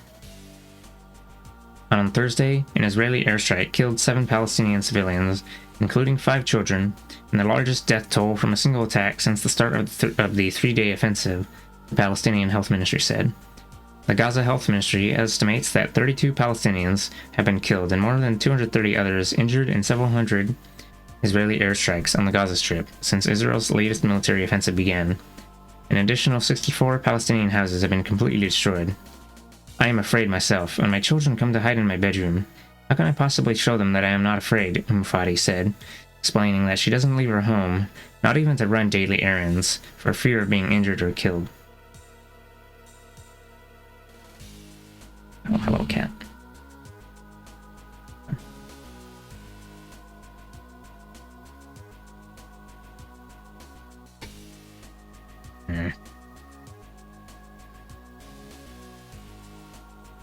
According to Defense for Children International Palestine, at least eight Palestinian children have been killed in Israeli bombings, and dozens of others have been wounded as of Wednesday.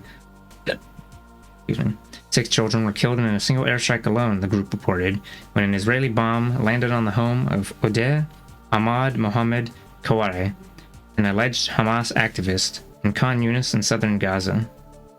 Yesterday, in order to destroy a house which is not a military target, 6 children died, said Iyad Abu Ektaish, DCI Palestine's Accountability Program Director. It's the role of the international community to apply pressure on Israel to meet its obligations under the Geneva Conventions. It's clear that Israel is indiscriminately targeting the Gaza Strip, and this is clear by the big numbers of Palestinian civilians, among them children who were affected, Abu Ektaish told Al Jazeera. In a statement released on Tuesday, Israeli Prime Minister Benjamin Netanyahu denied allegations that Israel is targeting Palestinian civilians. Israel targets Hamas terrorists and not innocent civilians. By contrast, Hamas targets Israel civilians while hiding behind Palestinian civilians. Hamas, therefore, bears full responsibility for any harm that comes to Israeli and Palestinian civilians alike. I was looking at a thing about the ratio of people killed by this side versus that side. The October 7th attack had about 1,000 something casualties, and a little over half of them were military personnel, soldiers, grunts and officers and such. And then compared to like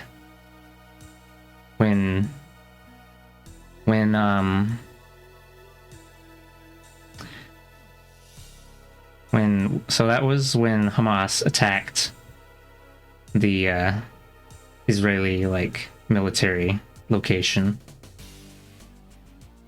And then compared with all of Israel's offensives, it's usually something like a ratio of 30 to 1 civilians to militants, or up to 100 to 1. Yeah. So I think that was the numbers I saw, but don't quote me on that. Oof, we can just retain it as the metaphorical thing. Israel kills way more civilians than resistance group ever be doing. There's a cat. This cat keeps climbing around. I fucked up. Climbing around the desk and being a cat. Okay. Cat, get out of here.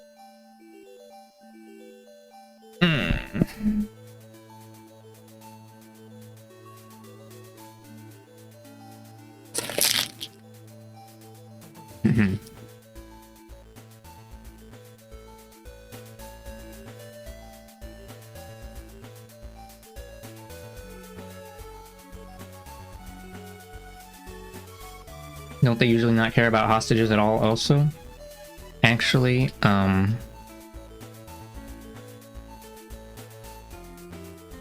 remember seeing a thing recently.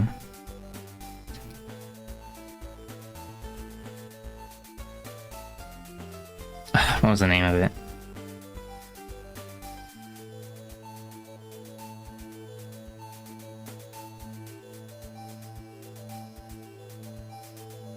Oh, Hannibal Directive, that's it. Up until 2016, they had an official military directive that any hostages that were military personnel, they were ordered to kill if they were let me see. The kidnapping must be stopped by all means, even at the price of striking and harming our own forces. So yeah, I don't know about civilian hostages, but it doesn't really matter a whole lot either way if they get the hostages back or if hostages die, because either way, we feed it into the Hasbara machine, and it's some shit. I mean, some might say, if hostage dies, then they can be like, oh my god, it's such a horrible atrocity, and do the fucking, you know, the Case of the Vapors shit, where they be like, oh, they're so evil, we have to, they killed our little shits, they killed our little racist shits.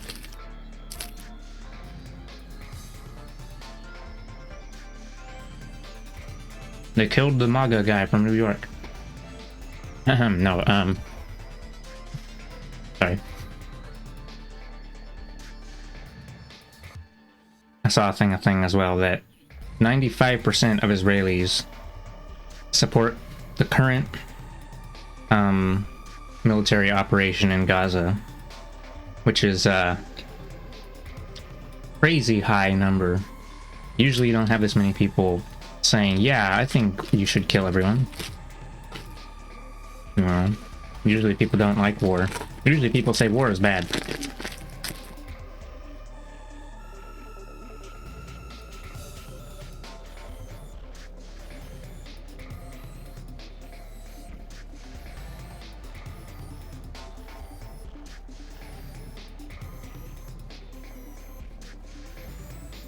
So I was thinking about that whenever I hear people go like, you know, oh, we need peace for both sides, they're both victims, and that kind of shit, where it's like, oh, the poor Israelis that died in the whatever, and I don't know. If it was an American, we'd probably be like, oh my god, what a horrible white supremacist fascist, or something like that.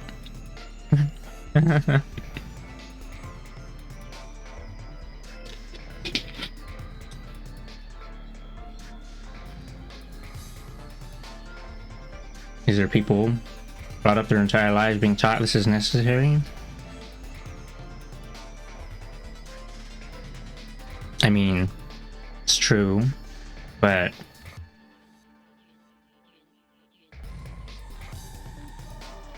it's not like, I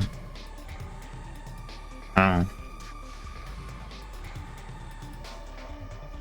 I would say that the information is out there, and it's not like they have it censored or anything and all that, but like, I don't know.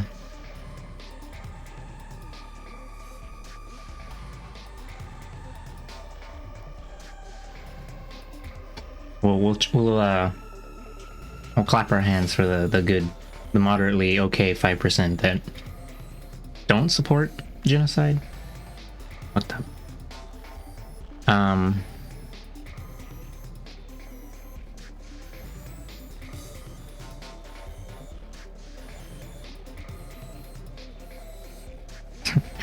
No, it's I don't know.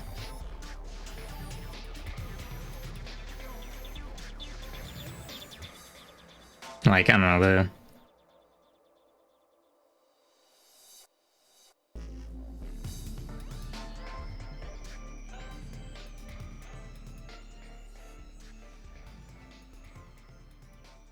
like, the kind of, I guess I don't know if I haven't really seen that much from, I don't really want to look at much Israeli content, but it's like a lot of them seem like the worst racist type of people that you ever seen and shit, and these are the people that we're supposed to feel sympathy for. I don't know.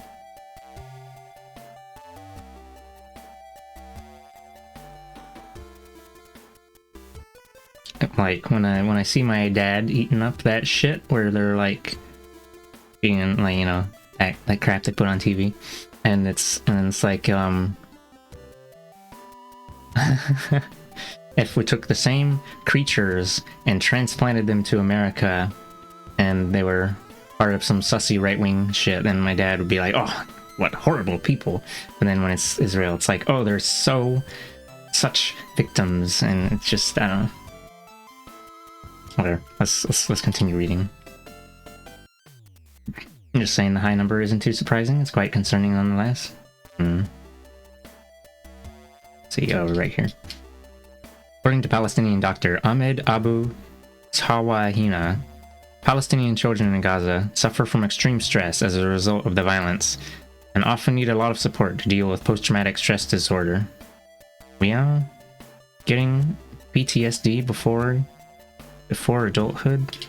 Dog champion. Trauma is a term which they've used in the West when they were talking about normal situations and there is a breakdown. This breakdown is the trauma, but for us Palestinians, trauma is the daily life. Oh my god, Cat, you're back again? Abu Tawahina told Al Jazeera. The term trauma itself is not enough to describe what is going on in Gaza. I am not convinced we expressed the horror. 35 Palestinian children were killed during Israel's last major military offensive in Gaza, DCI Palestine reported, while 353 children were killed and another 860 were injured during Israel's 3-week operation in 2008-9, dubbed Operation Cast Lead. 2 months after the November 2012 campaign, the United Nations Agency for Palestinian Refugees, UNRWA, found that the PTSD rate rose by 100% and that 42% of patients were under the age of 9.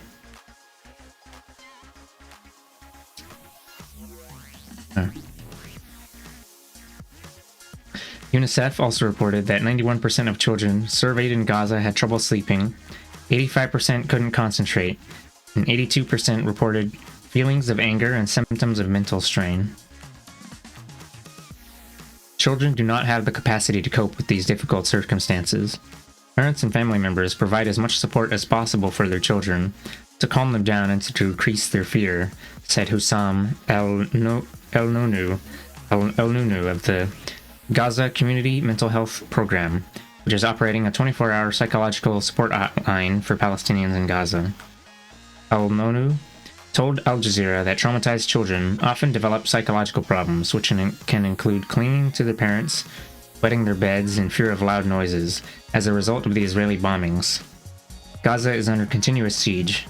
The situation is already very bad, politically, economically, and socially. This war is adding oil to the fire. In Rafah, Fadi told Al Jazeera that her daughters have started to wet their beds, something that also happened during the Israeli military operation in November 2012. Now trauma is living in us again. Even closing the door of the fridge can scare my daughters.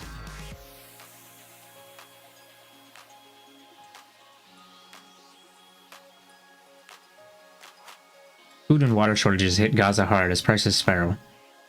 Anticipating harder days ahead, Gazans rack up credit on what little food they can find. Shopkeepers lament that their limited resources are rotting on the shelves. As the war on Gaza continues, various aspects of life are becoming deeply impacted. People's freedom of mobility is seriously reduced, and everyday necessities, including water, basic foodstuffs, and fresh fruits and vegetables, are becoming more inaccessible and unaffordable. The streets of Gaza remain mostly empty, and almost all shops are closed, the UN's Office for Humanitarian Affairs warned in an emergency report released Friday. Osama al-Jarshwa, a noticeably slim 21-year-old, is one of the very last shop owners to have kept his doors open in the face of the Israeli aerial onslaught. His vegetable shop lies on a street that was until recently one of the busiest parts of Gaza City, where he caters to at least 30 residential towers housing hundreds of families. On an average day, he sells hundreds of shekels worth of vegetables, but in the last few days, his shop has been all but deserted, despite the fact that Jarshwa is the only vegetable vendor on the street.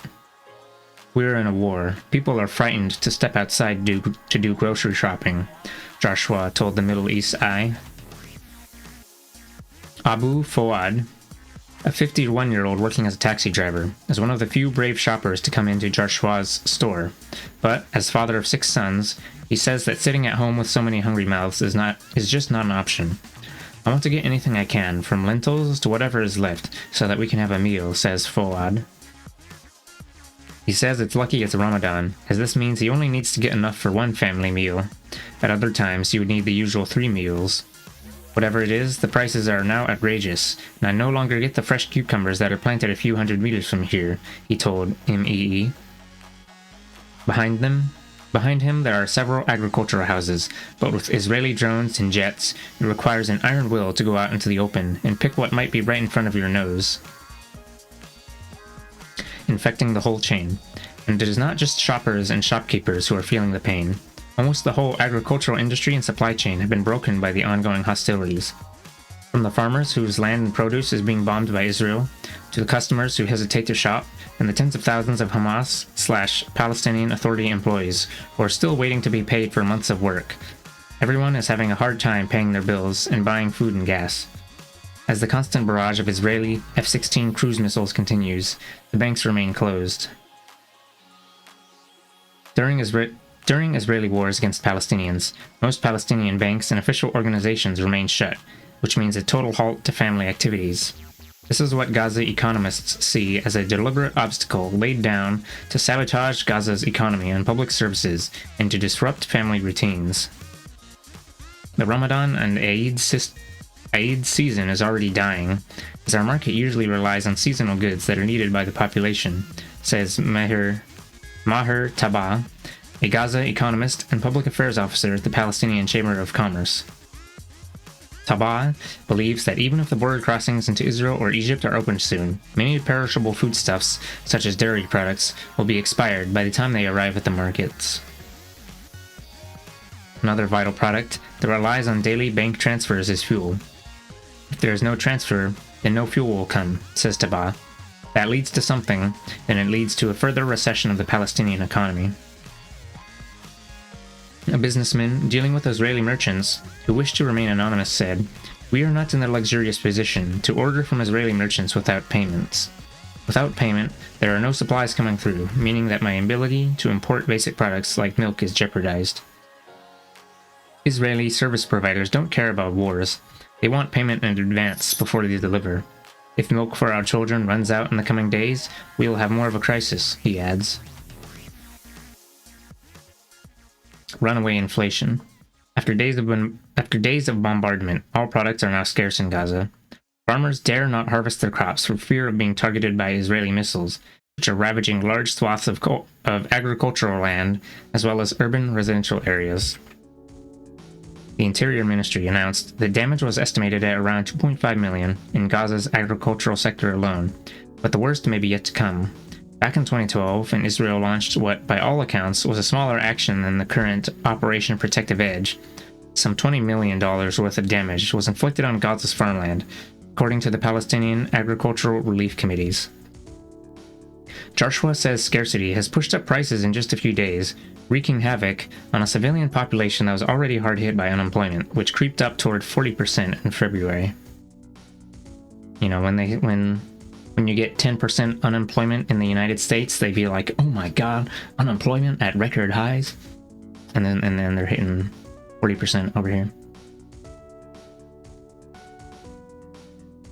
Even those who can afford something find the price increase expensive, says Joshua. Prior to the war, 7 kilos of potatoes cost 10 shekels, or 3 USD. Now it's 4 kilos for the same price.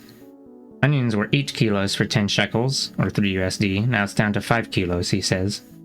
After power outages and being forced to close for a few days, the produce on Joshua's shelves is now starting to go bad. He had stockpiled before the crisis, but with few customers and limited refrigeration capacity, not to mention long power outages that makes refrigeration even harder, his extra supplies are also on the verge of spoiling. Some of his customers are willing to risk their lives by coming to the shop, but many have to ask for credit due to lack of funds. His debt book is now full of the names of customers who have promised to pay him back. Joshua estimates he's owed tens of thousands of shekels, thousands of US dollars, and he's unsure how much of it he'll receive. Take some credit, because you're gonna get bombed anyway. Other sellers, however, are taking a different approach. 25-year-old Hamza al-Baba, who runs a butcher's shop in Gaza, says he's trying to sell everything as fast as he can, even if many of his customers are unable to pay. Selling meat now, even on credit, is better than having it rot when refrigerators are off, says Baba, while explaining that he's scared of working and opening up his shop. All shopkeepers are worried that they too may become a target for Israeli strikes, which have so far killed more than 120 Palestinians in Gaza since Monday and show no sign of abating. But Baba says his troubles started long before Israel decided to start its latest aerial attacks early on Monday. This recession has affected us. After all, not many people are buying meat anymore. They use chicken-flavored stock instead, he says. Some in Gaza have developed the habit of walking around during the last bit of daylight, just an hour before iftar, to buy whatever fresh fruit and vegetables they can. With Israel's F-16s targeting private and public transport, however, most of those who don't live within walking distance are choosing to stay at home rather than take their chances. Baba believes that this has left most people using canned foods and preserves to survive. The lucky few who have money are holding on to it and relying on credit as best as they can, in case the situation gets even worse and Israel's collective punishment of Gaza intensifies further. There are worse days ahead, and they're saving whatever they can for that, Baba says. We're in the worst days right now. Oh, whoops.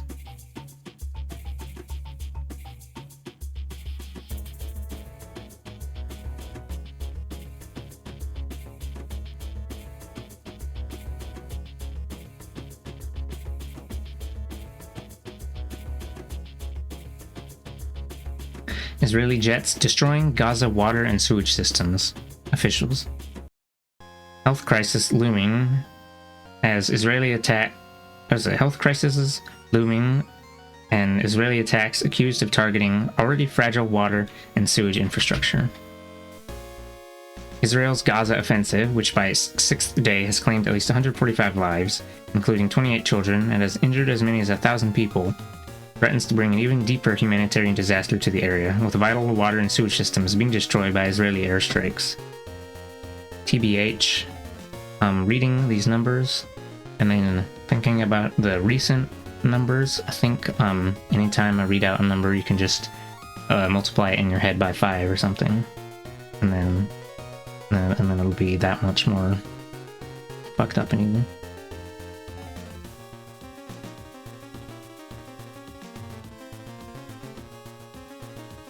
The vital water and sewage system is being destroyed by Israeli airstrikes. Palestinian officials on Saturday claimed that the Israelis had targeted water wells in different parts of Gaza City, leaving thousands of families without access to clean drinking water. An Oxfam official said going into the weekend that 90% of the water in Gaza was already unsafe to drink. The sewage system is also a target, with Israeli warplanes targeting sewage treatment stations in West Gaza City early on Saturday.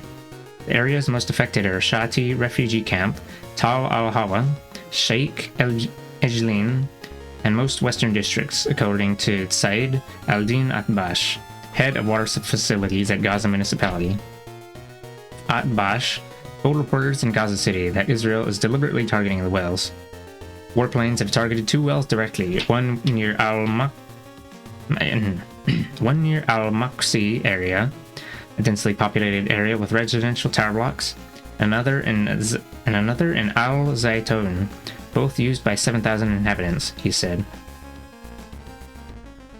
Israeli warplanes have also targeted 5 water pipelines that supply large numbers of Gazans, with each line providing water to 20,000 inhabitants. As many as 100,000 people could be affected by the attacks.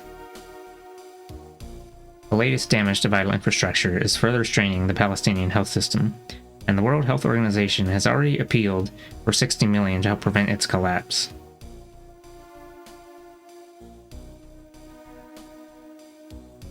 I'll keep reading all these things, and it's like, oh, this thing a thing where it's like, oh, we're gonna prevent this and that, and then it's a thingy thing that's already happened now.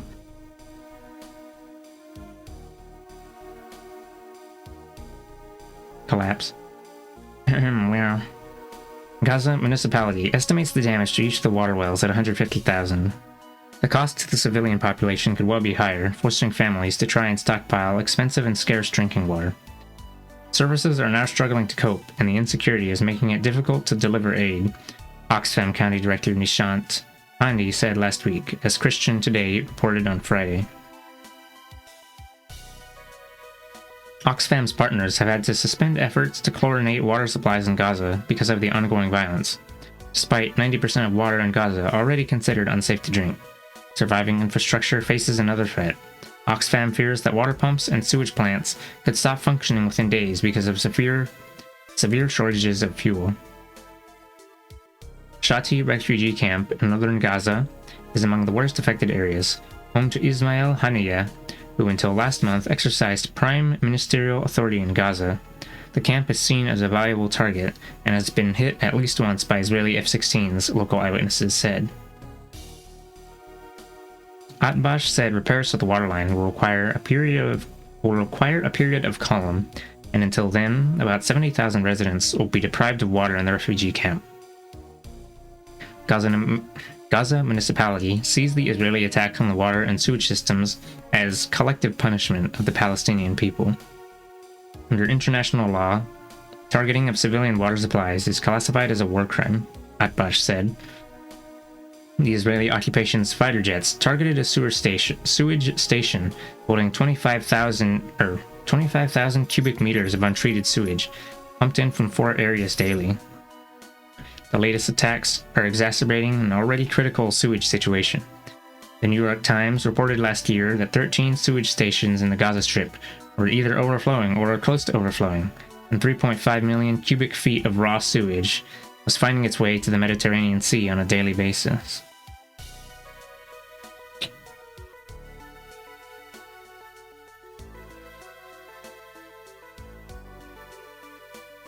Atbash appealed to the international community to urge Israel to stop targeting water and sewage facilities, saying that all occupied civilians have a legal and human right to clean water, sanitation, and hygiene. They are constantly working to improve municipal water facilities for citizens in Gaza. The Israeli occupation is deliberately destroying the water wells in order to increase the human suffering during the hot summer season, he said. As anywhere else, consumption of water in Gaza increases in the summer, but power outages due to Israel's destruction of electrical systems have forced water pumps used by families to be shut down. We often don't have access to both water and electricity in the same hour, said Ramzi, a mother of 7 children who daily has to confront the fact that occasional drips from the water tap will not take care of family needs or domestic chores. Gaza Strip needs on average 180 million cubic meters of water annually, while the capacity of the local aquifers is no more than 80 cubic meters per year.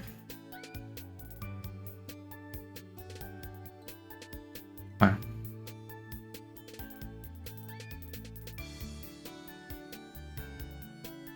They mean to write 80 million, but no, that's still...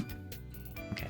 To handle the shortage, the municipal water supply is cut at certain times and distributed to different areas according to population density, which Ramzi finds difficult to live with. When I wash, I need water. When I cook, I need water. When we are thirsty, we need water. When my children use the toilet, they need water, she said. One of her children announces that there is no water to flush the toilet for the second day. If this situation continues, Gaza residents will be subjected to a humanitarian crisis worse than the immediate one of trying to survive under Israel's airstrikes. In some areas, a few trucks are distributing limited water to families, but for drinking only, not for anything else, said residents of Shati refugee camp. We never think of taking a shower, Ramzi told the Middle East Eye. That's a luxury right now. Gaza's summer can be unbearably hot, where families find it difficult to cope with daily life. With war, it certainly makes it worse than before. The World Bank has plans to improve the situation through the proposed $43 million North Gaza Emergency Sewage Treatment Project, which, according to the World Bank, aims to A. mitigate the immediate and impending health, environmental, and safety threats to the communities surrounding the poorly treated and rapidly growing sewage lake in the Beit Lahia area of northern Gaza, and to B. contribute to the provision of a satisfactory long-term solution for the treatment of wastewater in the northern Gaza governorate. I was saying this thing about proposed chunk of money for this and that aid projects, and then I'm remembering that thing about how countries pulled out of funding the UNRWA, and the UNRWA does not have funding to do stuff right now.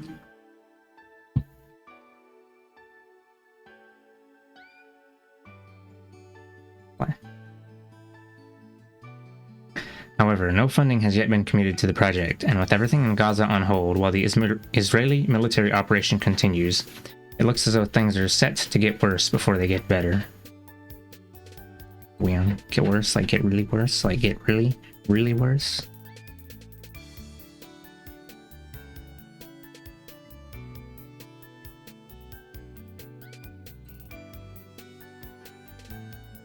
Family struggles to keep hope alive in Gaza. The Zurich family, like many others in Gaza, has not slept for days as bombs and missiles fly past their home.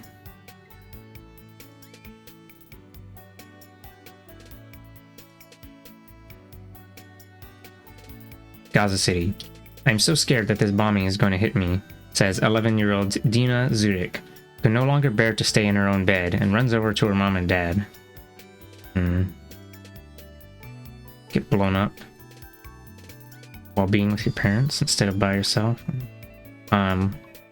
It's 4 a.m. here on the 6th day of Israel's war, and Dina Zurich is supposed to be asleep. But Israeli F-16s have just bombed the police headquarters with 7 missiles, which were followed by 4 missiles fired at the Ansar security compound, and the noise has shaken the 11-story building where she lives with her parents and 5 brothers and sisters. She hasn't gone to bed before sunrise for the last few days, as the bombing is always worse at night. I'm always afraid to sleep alone. Excuse me. I'm always afraid to sleep alone. The missile shakes the room, says Dina as she tugs at her pink and orange dress. Even when she does sleep, Dina says, I dream of them bombing, and I am back from school with nowhere to hide. Not only the shaking and rattling that reminds her of the bombs. Looking outside at what was once her neighborhood brings traumatic memories. More than once in recent days, Dina has seen a house on her street bombed, and people with severe injuries being pulled from the rubble.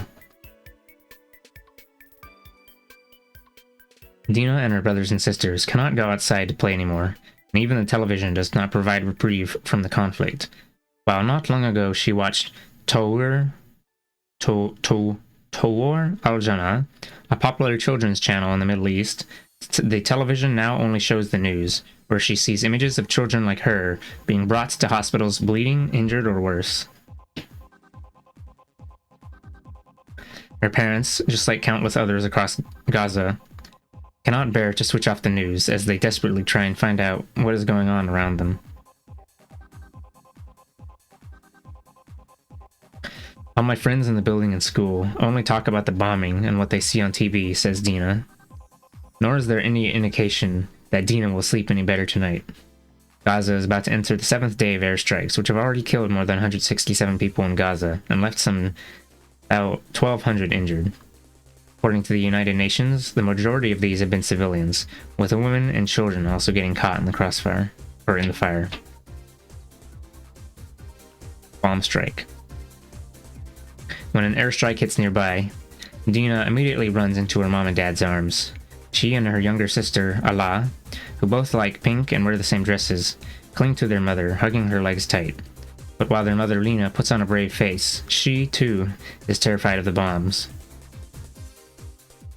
I am afraid myself, but I have to pretend I am not, and try to comfort them, says Lena. It's more shocking when I wake up to missiles shaking the building. Since Israel withdrew its troops from Gaza in 2005, Lena has seen her fair share of Israeli military operations against the Strip. She's lived through summer rains. Oh, these are Israeli operation names. She's lived through summer rains, autumn clouds, hot winter, cast lead, returning echo, pillar of defense, and now protective edge. And while she says that the sense of community these campaigns of collective punishment create has helped her deal with the stress, she can never fully desensitize herself. As a school teacher, she is also accustomed to dealing with children's trauma on a daily basis, but when it's her own children, she admits to feeling helpless, especially when she sees her children climb under beds for protection or hide under blankets. Lena and her husband, Loai, know that none of these methods will save them from the Israeli missiles if they strike, but they say they feel the need to keep the illusion of security alive for their children. Loai says that he finds the whole situation extremely hard, and says that it is only getting harder as his children grow up and start asking more and more questions about why the bombs are falling and when they will stop. The younger children may forget this conflict, like Dina has largely forgotten the 2008 cast-led operation, but the older ones are bound to remember. Dina says she keeps having... Right, Dina's 11. Dina says she keeps having flashbacks of seeing a neighboring house collapse and seeing one of her neighbors killed. Palestinian psychiatrist Yasser Abu Jaimi explains that this is a common problem among Palestinian children and adults. After all, there is only so much that human beings can take, Abu Jaimi said.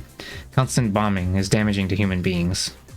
Gaza is home to 1.8 million people who are exposed to traumatizing situations, whether direct or indirect, on a regular basis. Even for those children in relatively peaceful neighborhoods, they tend to eventually see gruesome images on TV. In Gaza, there is no pre-trauma or post-trauma. It is continuous trauma, says Abu Jaimi. The cycle of trauma also becomes self-perpetuating. The trauma of the children intensifies the trauma felt by the parents, who feel helpless at their inability to soothe and protect their children. With drones hovering over Gaza at all hours, it can be hard to escape from this almost paralyzing fear, says Loai. Drones make me afraid, Dina says. I always dream of the noises they make.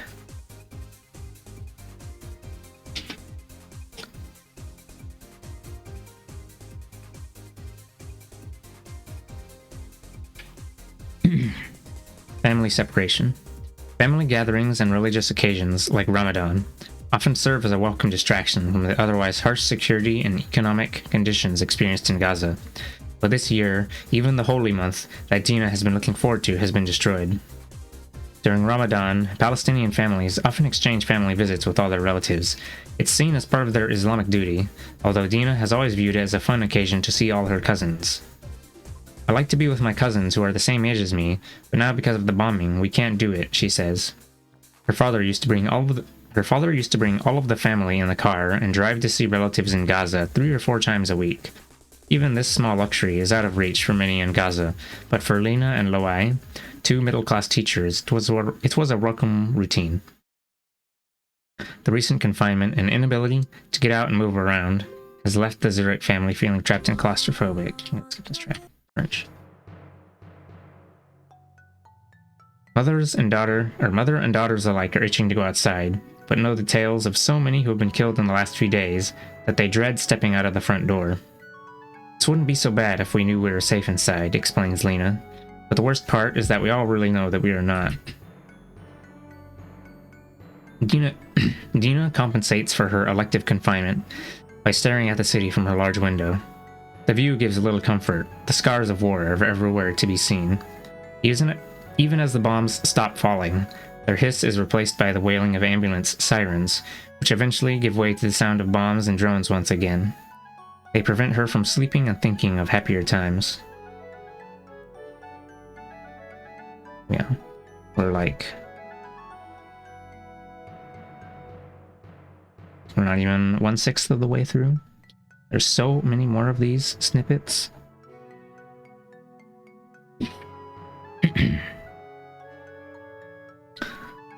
Psychological warfare intensifies in Israel-Hamas conflict. Israeli PSYOPs tactics, such as false airstrike warnings and leaflet campaigns, have in this conflict been met by Hamas's own efforts in satellite TV and social media. Excuse me. Nusayrat Camp, Gaza. When the neighbors of Khaled Abu Zaid received a phone call from an Israeli automated machine saying that their home in Nusayrat refugee camp in central Gaza was to be bombed and they must evacuate, he ran outside in his underwear, screaming that Israeli F-16s were about to strike their home. Abu Zayed, a father of 5, says that 5 minutes after the call, no one was left in the whole neighborhood. Women, children, and the elderly all just ran with whatever they were wearing or could grab in a hurry. Usually, houses are bombed within 1 to 3 minutes after an automated call.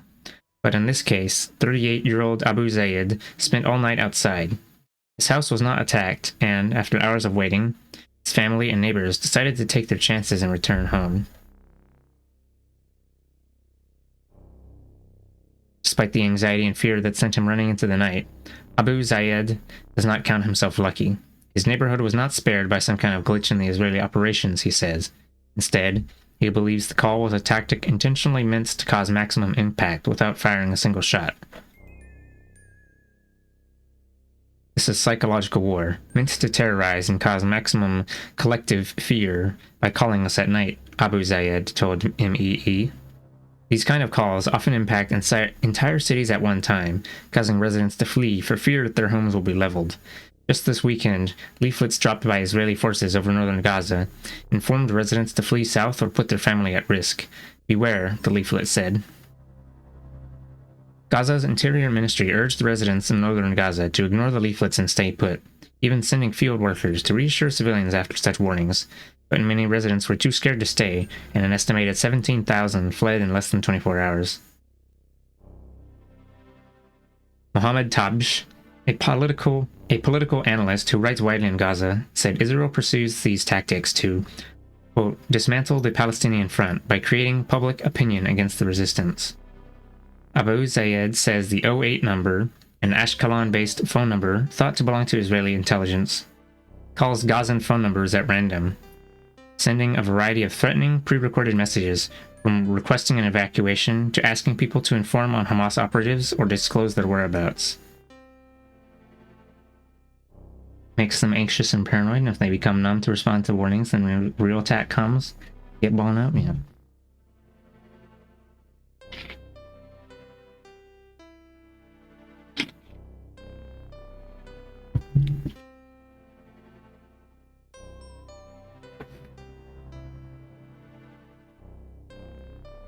Abu Zayed says some calls have even issued ultimatums, telling residents to cooperate with Israeli security services or face having their homes bombed.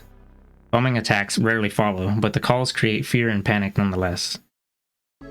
Not everyone gives in to these calls, but almost all are subjected to and somehow affected by this kind of psychological warfare.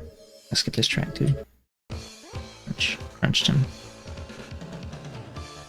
Mohammed Akila, 45-year-old father of 9 who works with ambulance crews in Gaza, says that his children are constantly horrified by what they hear or see in the media.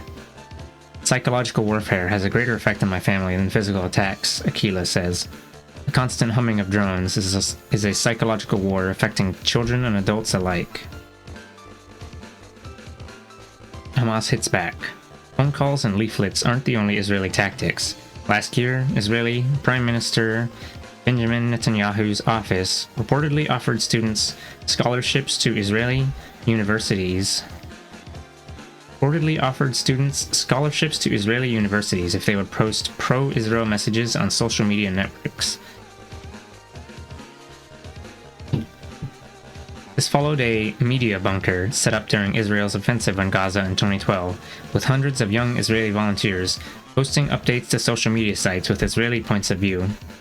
The student union at the Interdisciplinary Center Herzliya, a private Israeli university, has organized a similar initiative during the past week, Electronic Intifada reported. The online Hasbara squad.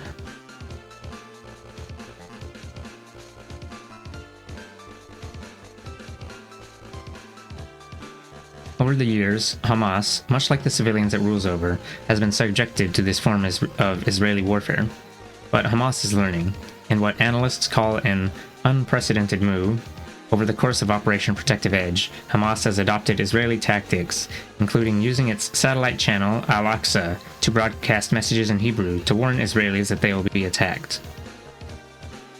Normally busy Tel Aviv stood still on Saturday night after Hamas warned that rockets would be heading that way.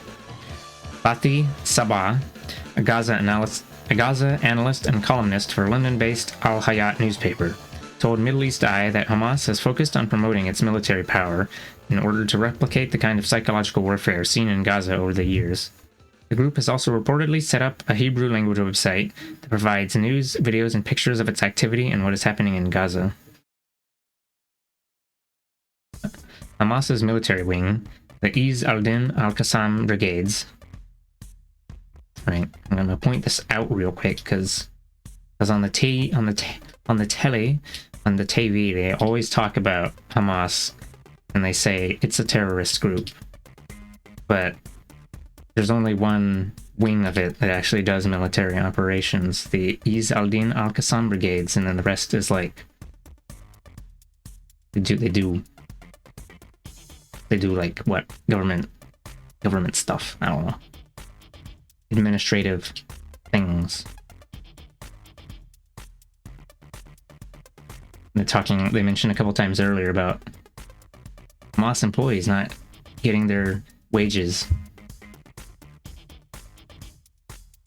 because of banks being closed. Government employees? Yeah. Yeah. Anyway. Hamas's military wing, the Izz al-Din al-Qassam Brigades, has hijacked phone numbers to send text messages to 500,000 Israelis, including army officers. Beginnings of a tit-for-tat propaganda war have started to emerge. Last week, after the Israeli military penetrated the airwaves of Al-Aqsa and started broadcasting its own news in the middle of news coverage, Hamas's military wing responded by hijacking the scheduled Channel 10 coverage and broadcasting their own message in Hebrew. Hamas is conducting the war on two fronts: operational fighting on the ground and psychological war, Sabah said. The case of Hamas announcing it would hit Tel Aviv was the biggest psychological tactic so far, drawing attention from around the world. This was not just armed warfare, Sabah said. Hamas surprised us by making it psychological, using videos to show Israelis' fear of resistance rockets falling in Israel. Authorities and activists have also increasingly turned to social media to try and stop the spread of misinformation and to reassure people, as well as bring more international attention. Still, these tools cannot reach everybody, especially the elderly who remain the most at risk. Gazan authorities arrested several Palestinians believed to be collaborating with Israel by allegedly making threatening phone calls to spread rumors and stir panic. While Sabah and Hamas's psychological retaliation is slowly starting to alleviate the pressures that the Palestinians feel, he explains that the civilian population in Gaza is slowly getting more experienced in dealing with tactical mind games. Two previous Israeli military assaults in Gaza and hundreds of random Israeli attacks have weakened the overall impact of Israel's psychological war on Gaza, he adds. But while the population may be gradually getting used to these kind of tactics, they can still inflict significant damage. Because no one wants to die in their house, they leave their homes, Sabah explains.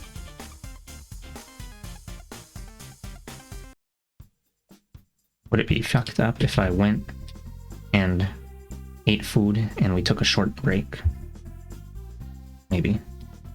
It's possible. My throat is a little bit scratchy now.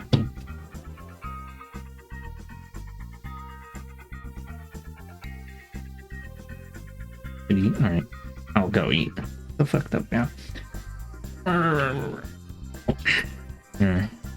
don't know if we're actually even gonna. I don't know if I'm even gonna make it through half of this, but we'll see. If it takes 3 days to read this whole thing, that's fine. I guess we'll just 3 days of reading. Water. All right. Good. No, don't worry. I'll get hydrated from the cellular respiration generating H2O while smashing those ATP molecules or whatever, you know? No, but yeah, I'll be right back. Oh wow. Advertisement? Possible.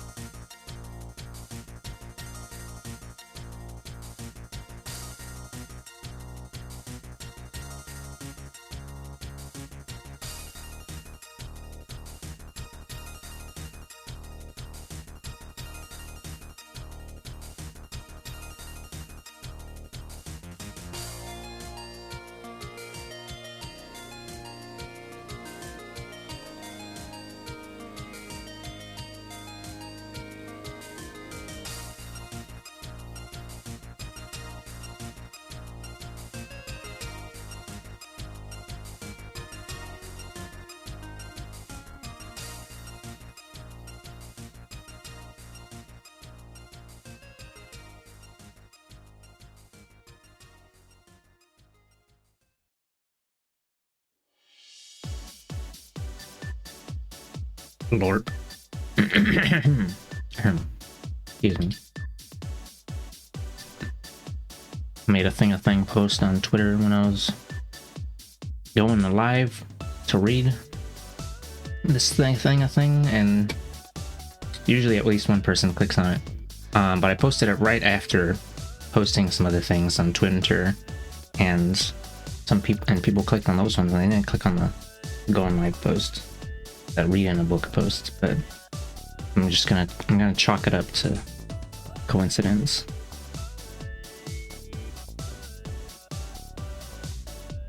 Hold on. Maybe Cat keeps walking around my desk because she's hungry. I don't know. I'm gonna be right back again, actually.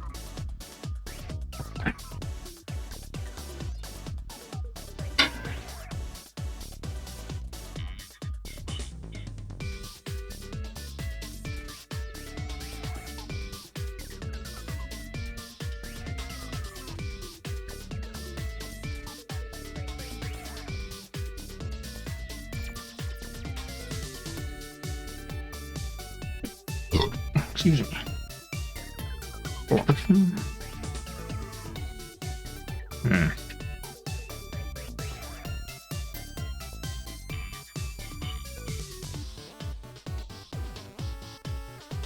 Alright. See what day is today. I guess I'll still have a bit of time to read on Friday.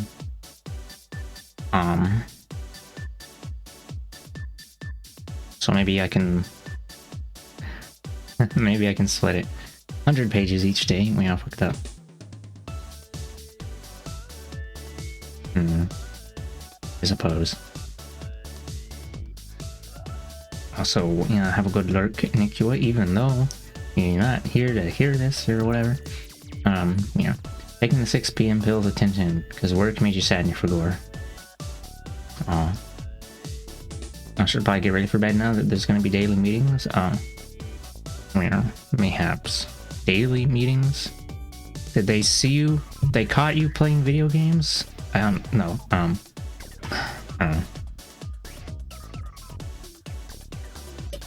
Oh, good luck with work stuff.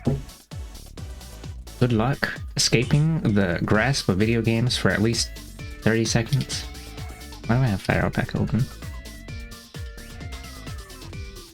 Okay. I'm gonna skip this track. I was nearly done anyway, but crunched him.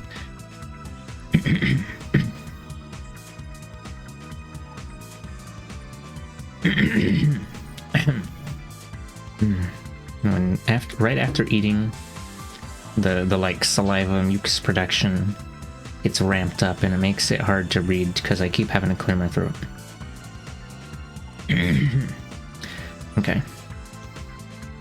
Palestinian journalists under Israeli fire. The death of Mohammed Shahab on Wednesday in an Israeli airstrike has triggered fear and anger among journalists in Gaza City. With tearful eyes, the Al-Aqsa TV anchorman announced the death of Palestinian journalist Mohammed Shahab on Wednesday evening, hit by an Israeli airstrike while driving home on Omer al-Mukhtar Street. Oh, hello, cat. What are you doing? Get. Say it, get. Shahab, 27, was... Come on. Shahab, 27, was working for local press company Media 24. He was driving a car that had the letters TV affixed to it in large red stickers when it was struck by an Israeli missile. The bombing, carried out on one of Gaza's city's busiest streets, has triggered fear and rage among journalists in Gaza. Such an attack is meant to intimidate us.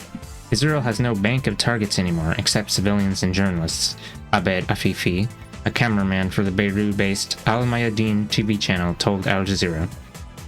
Afifi said Shahab was an independent media professional and was not affiliated with any political party. Shahab's body arrived at Gaza's Shifa hospital in pieces, burned and unidentifiable. His silver-colored Skoda car was riddled with shrapnel and covered in blood.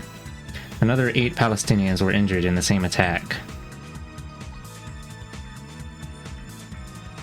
Palestinian death toll sat at nearly 100 Palestinians as of Friday morning, while hundreds of others have been injured over the past 4 days of Israeli airstrikes. The UN estimated on Thursday that at least 342 housing units had been destroyed and at least 2,000 Palestinians displaced in the bombardment. Ihab al-Hussein from Gaza's Interior Ministry commented on Shahab's death from Shifa Hospital. This crime is meant to break the will of Palestinian media professionals who are working day and night to show the brutality of the occupation. Hussein held the international community responsible. No doubt this is a crime, but journalists will not stop their mission, he added. Meanwhile, the Israeli government said it had no initial information about the incident. Besides the big letters in red that said TV on the side of the car. While an Israeli army spokeswoman told Reuters news agency that the military was checking for more details. The Palestinian Journalists Syndicate condemned Shahab's killing as a war against press freedom. This is a deliberate and planned crime to discourage Palestinian journalists from showing occupation crimes and horrors of collective punishment against the Gaza Strip, a statement from the group read. The syndicate said it would appeal to all international media groups to withhold membership from the Israeli Journalists Syndicate in response to Shahab's killing.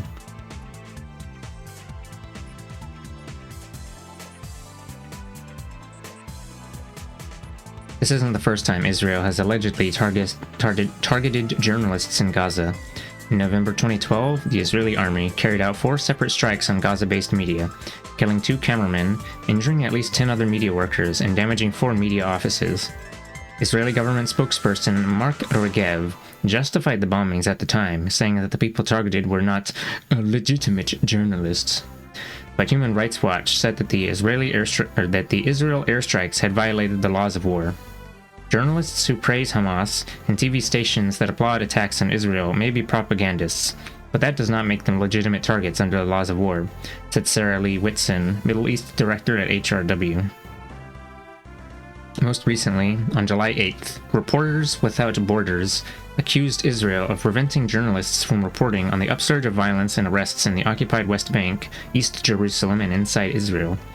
Moussa Roumawi, head of the Ramallah-based Palestinian Center for Development and Media Freedoms, or MADA, said that Israel has frequently targeted Palestinian and international journalists during major military campaigns.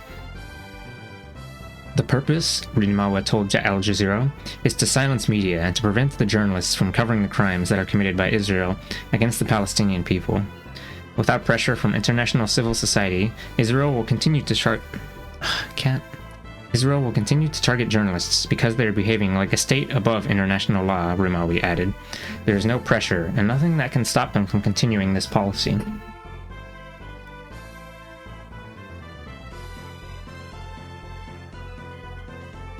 Still waiting for the follow-up on that ICJ preliminary ruling. Where they're gonna be like, oh, yeah, you know, Israel's doing a genocide, for sure, for real, for sure, 100%. Stamp a rubber on it. And then after all the song and dance, they're still not gonna do anything about it. But for journalists like Afifi, who has only had a few hours of sleep over the past 4 days outside the morgue at Shifa Hospital, the job is not something they're willing to compromise. All these attacks on civilians should not stop us from working. The world has to see what Israel is doing in Gaza, he said. I never liked the night. Palestinian families fear Israel's nighttime airstrikes as the civilian death toll soars in the Gaza Strip. Maybe if I get out the cone, she'll leave. Gaza City. For Ala al-Jarshwa, his wife and their 2 children, the most difficult moment of the day comes when night falls. Huddled together in the darkness, the parents struggle to comfort their children, who constantly ask about the large explosions heard outside. The family moved from one corner of their apartment to the next, as this is where they feel most safe. Other families living nearby sleep under their beds to try to protect themselves. It is a heated night where we don't know who will be in the news. It could be all of us, the 31-year-old father told Al Jazeera. 31-year-old? That's only 4 years older than me. haven't even birthed anyone yet. It could be all of us, the 31-year-old father told Al Jazeera, as his eldest child, 3-year-old Mohammed, grabbed at his leg and didn't let go. It is just 1 hour after midnight, and no one is asleep in the family's home, not even Joshua's 2 children, Mohammed and Ahmed, aged 1.5.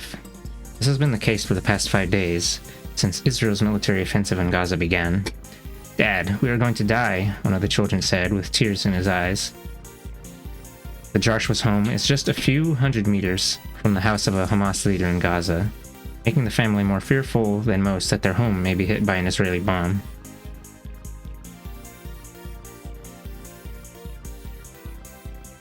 In the early morning hours on Friday, the house shook 3 separate times as a result of nearby explosions. "We only have faith in God to protect us," Joshua told Al Jazeera. The Joshua's fears are widespread among many in Gaza. At least 121 Palestinians have been killed as the violence entered a 5th day on Saturday. Nearly 1,000 others have been injured. According to the United Nations, Israel has fired more than 1,100 missiles and 100 tank shells and carried out about 330 naval shellings. The UN also reported that the destruction of residential buildings is the main cause of civilian casualties in the current violence engulfing Gaza. An estimated 342 housing units were destroyed as of midday on Thursday, forcing 2,000 Palestinians to seek refuge with relatives. The Israeli government has denied allegations that it is targeting civilians in Gaza, and insists that it is only going after members of Hamas. I'm thinking about IDF TikTok, where they fire rockets into random houses and laugh about it. I'm thinking about that. Thinking about that stupid fucking clip where there was an IDF guy in a dinosaur costume loading in artillery shells.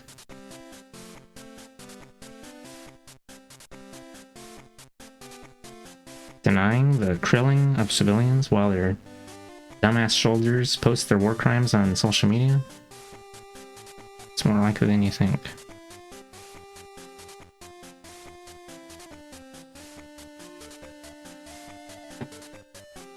Kitty cat is just sitting here now. I mean, I guess I thought she'd go away if I tried to comb her, and she's still sitting here. Really fucked up.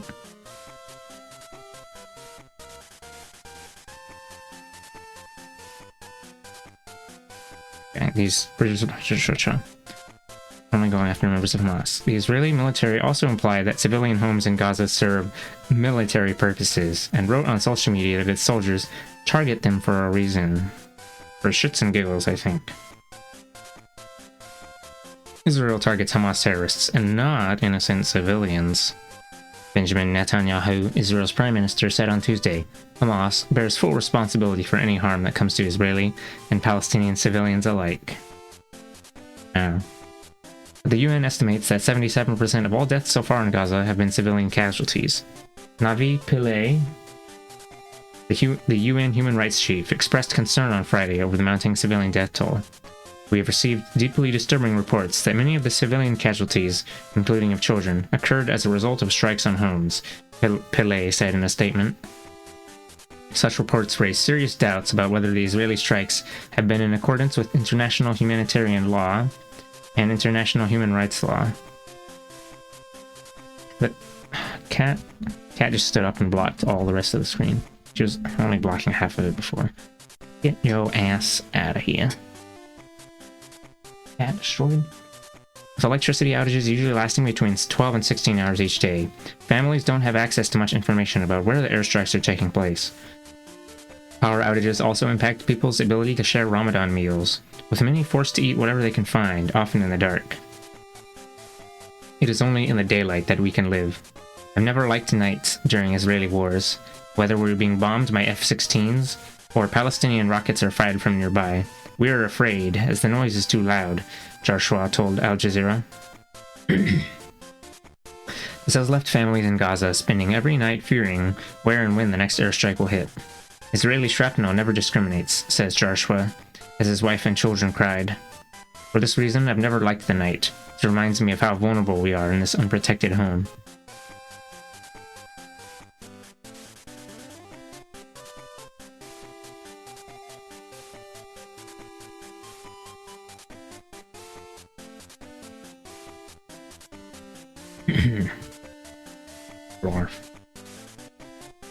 Hamas and the ceasefire that wasn't. Hamas almost immediately distanced itself from a ceasefire proposal that didn't meet any of its aims or come through the right channels. When rumors began spreading late on Monday about a possible Hamas-Israel ceasefire brokered by Egypt, Ismail Haniyeh, the top Hamas leader in Gaza, appeared in a pre-recorded TV interview from an unknown location to address Palestinians. In the video, Haniyeh's message was clear. He wanted to reassure Gazans that he and Hamas were unwilling to compromise on the innocent blood spilled in Gaza during the previous 9 days. It is not possible for any party to bypass the conditions set by the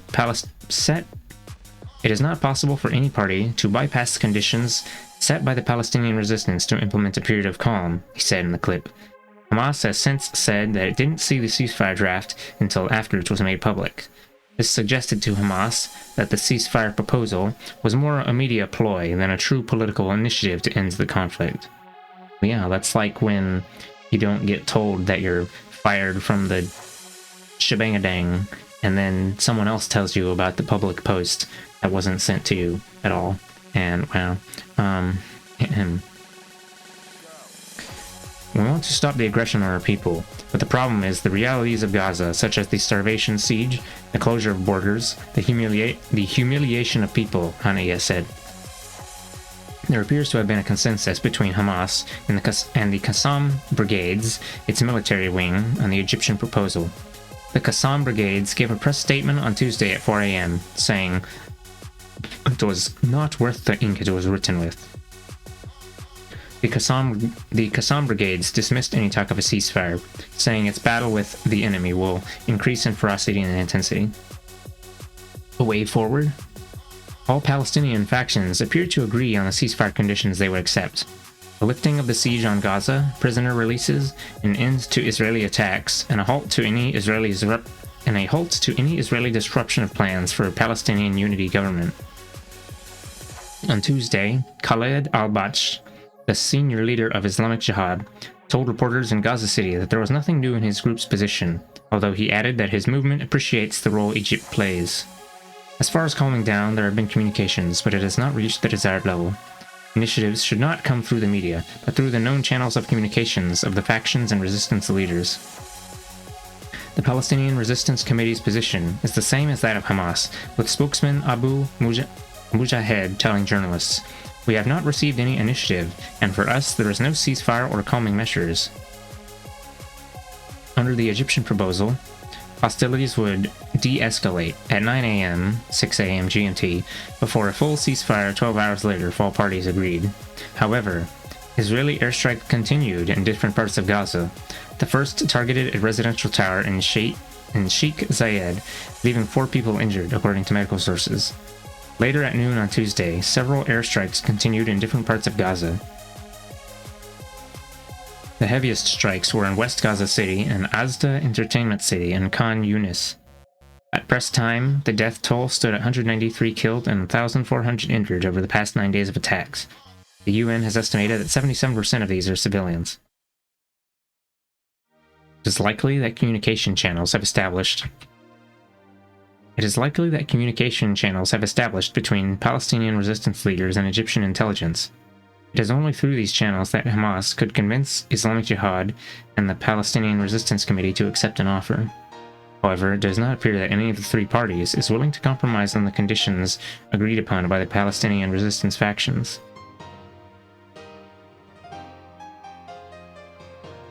Israeli intelligence on Tuesday started to call hundreds of Gaza land phones, using pre-recorded messages to ask Palestinians in Gaza to pressure Hamas to accept a ceasefire, said locals to MEE in Gaza City.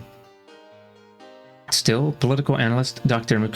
Mukayyer Abu Sada of Al-Azhar University is optimistic that the coming hours will see some form of a ceasefire. "I don't think Hamas can say no to an Egyptian initiative," he says, adding, "I estimate that they will have some reservations concerning ending the siege and releasing prisoners." Saying no to Egypt will isolate Hamas politically. It's true they feel ignored and humiliated because no one has talked to them. he said to MEE. Dr. Musa Abu Marzouk, deputy chief of Hamas, wrote on his Facebook page this afternoon that the proposal was still being studied. It seems that he has been approached as the entry point for Hamas leadership, which is based in Cairo. Yet some Palestinians reject the proposal. London-based political analyst Dr. Ibrahim Hamami condemned the statement by Dr. Abu Marzouk. There are those who say that Dr. Abu Marzouk is forced to make such statements. That's politics, they say. No, sir. It's better that he keeps silent. Politics that offers compliments on blood is not needed, he says. I randomly had a thought about how... what was it? Airstrikes in Lebanon, and how... I looked at the comments on a Twitter thing about that.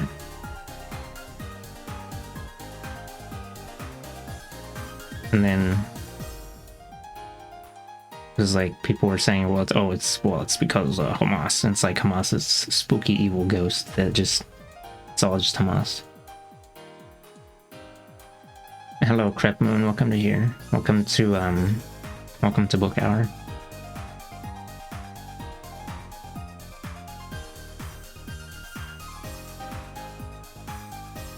Wow, I just realized I'm blocking that thing up there.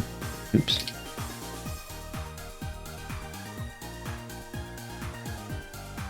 Blocking the clock? Clock blocking? Oops. That's fine. And by it's fine, what I mean is that I fixed it. Okay.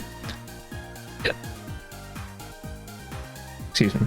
The coming hours will be critical. They will determine whether a ceasefire kicks in with the conditions set by Hamas and the other Palestinian resistance factions, or whether the deadly war will continue. Israeli threats of a ground invasion are dominating talk in Gaza's streets. However, the Qassam brigades remain defiant in the face of the prospect. We can't wait for that, as this is the only option to liberate our Palestinian prisoners, the group said in a statement. Crunch.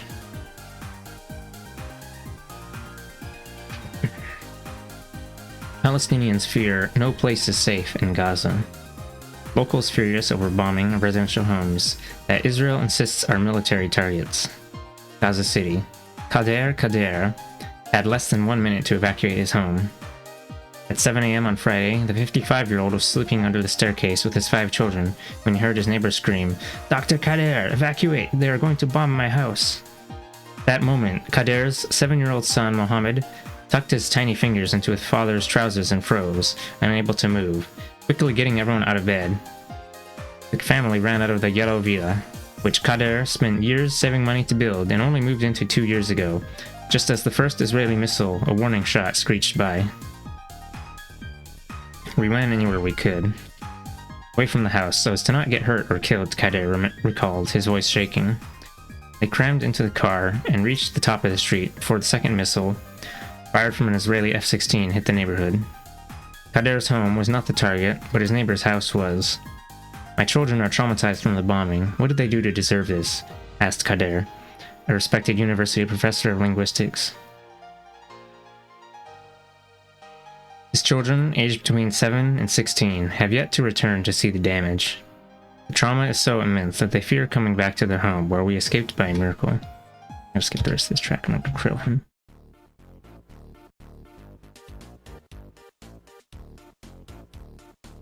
At the same time the Kader family's house was bombed, another house in Rafah in southern Gaza was hit by Israeli missiles. The Ghanem family received no warning, and 5 people were killed in their sleep, while another 16 were injured. At least 154 Palestinians have been killed and almost 1,000 others injured, as Israel's military operation continued into its 6th day on Sunday. At least 70 Palestinian homes have been completely destroyed, according to the United Nations, while another 2,500 housing units have sustained minor damage. Israeli Prime Minister Benjamin Netanyahu said on Wednesday, "Hamas will pay a heavy price for firing at Israel's citizens." Collective punishment thing? That was back in, was this 2014? 2014 was when the book was made.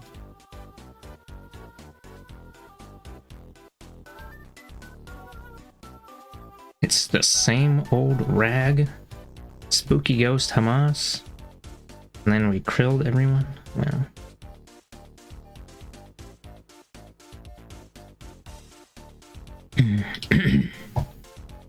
On Twitter, the Israeli army has defended its operation, accusing Hamas of hiding rockets and other weapons in houses, mosques, hospitals, and schools, and of operating deep within residential areas.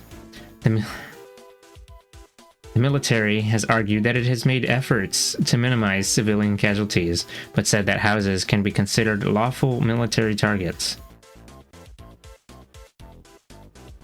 But the UN has said that even if a home is being used for military purposes, any attack must be proportionate, offer a definite military advantage in the prevailing circumstances at the time, and precautions must be taken. Jaber Wishah, deputy director of the Palestinian Center for Human Rights in Gaza City, PCHR, said that Israel has engaged in the punitive destruction of Palestinian homes in Gaza. Those houses, even if they belong to a Hamas member or an Islamic Jihad member, they should be considered civilian objects. They did not participate in the military operations, he said. Wishah told Al Jazeera that there are 3 scenarios that usually occur before Israel bombs a home in Gaza. The army may carry out an airstrike without any prior warning. It may fire a warning shot, known as roof knocking, where a dud missile will land on the roof of a house to alert the inhabitants that the real missile is on its way, or it may call Palestinian families to tell them to evacuate before their home is bombed. Every single home in Gaza is within the target circle, Wishah said. No place is safe in Gaza now. Each home could be a target, either directly or indirectly affected. Back in Gaza City early Friday morning, Kader returned to his home to survey the damage. His neighbors were also out to examine the rubble. It's like after a tsunami, said a reporter on the scene. Only the frame of the house was still standing.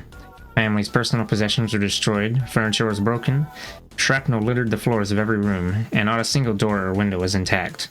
His personal collection of books, photographs, and letters was also gone. Kader didn't manage to save anything from his home, not even identification papers. As he inspected the destruction, still in a state of shock, another Israeli bomb struck nearby. Children ran screaming from the next house, where they were collecting clothes and toys. Out of all this, there's nothing that I can use, Kader said, as he stumbled around his home. The loss is too great.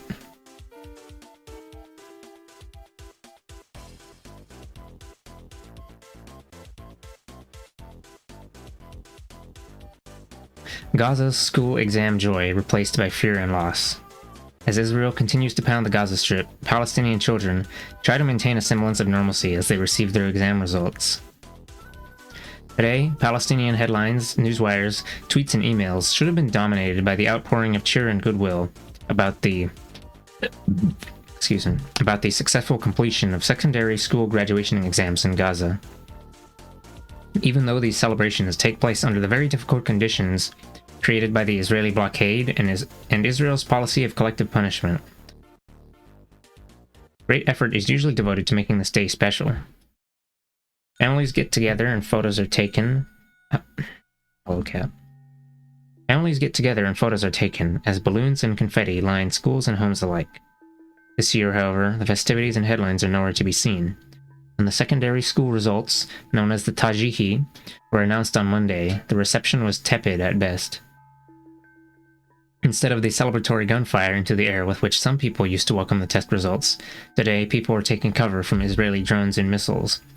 There were no fireworks or smiles. Instead, most of Gaza's 1.8 million inhabitants were busy bracing for further Israeli bombardment, the streets filled with sad faces and running feet as people sought shelter from the planes and drones above. The cries of joy were drowned out by screams of pain as funeral marches took over the otherwise quiet streets. I received my exam results silently, except for the noise of bombing outside, says Ismail, but I am happy with my success after the hard work. But while a part of him feels proud on the inside, Ismail is refusing to celebrate his results out of solidarity with those killed and injured in the Israeli attacks. All over Gaza this week, the customary sense of academic pride has been replaced by fear and anxiety as Operation Protective Edge unleashes carnage and destruction. More than 210 Palestinians have been killed and at least 1,500 injured in the 8 days since Israel's latest campaign of collective punishment got underway. 20 students who would have received their results have now been confirmed dead, Gaza's education ministry has said. This includes 4 students who are all members of the al-Bacht family. Mohammed, Yahya, Ibrahim, and Qusay Bacht were all killed when an Israeli strike hit their home, killing 18 family members in one of the bloodiest strikes so far.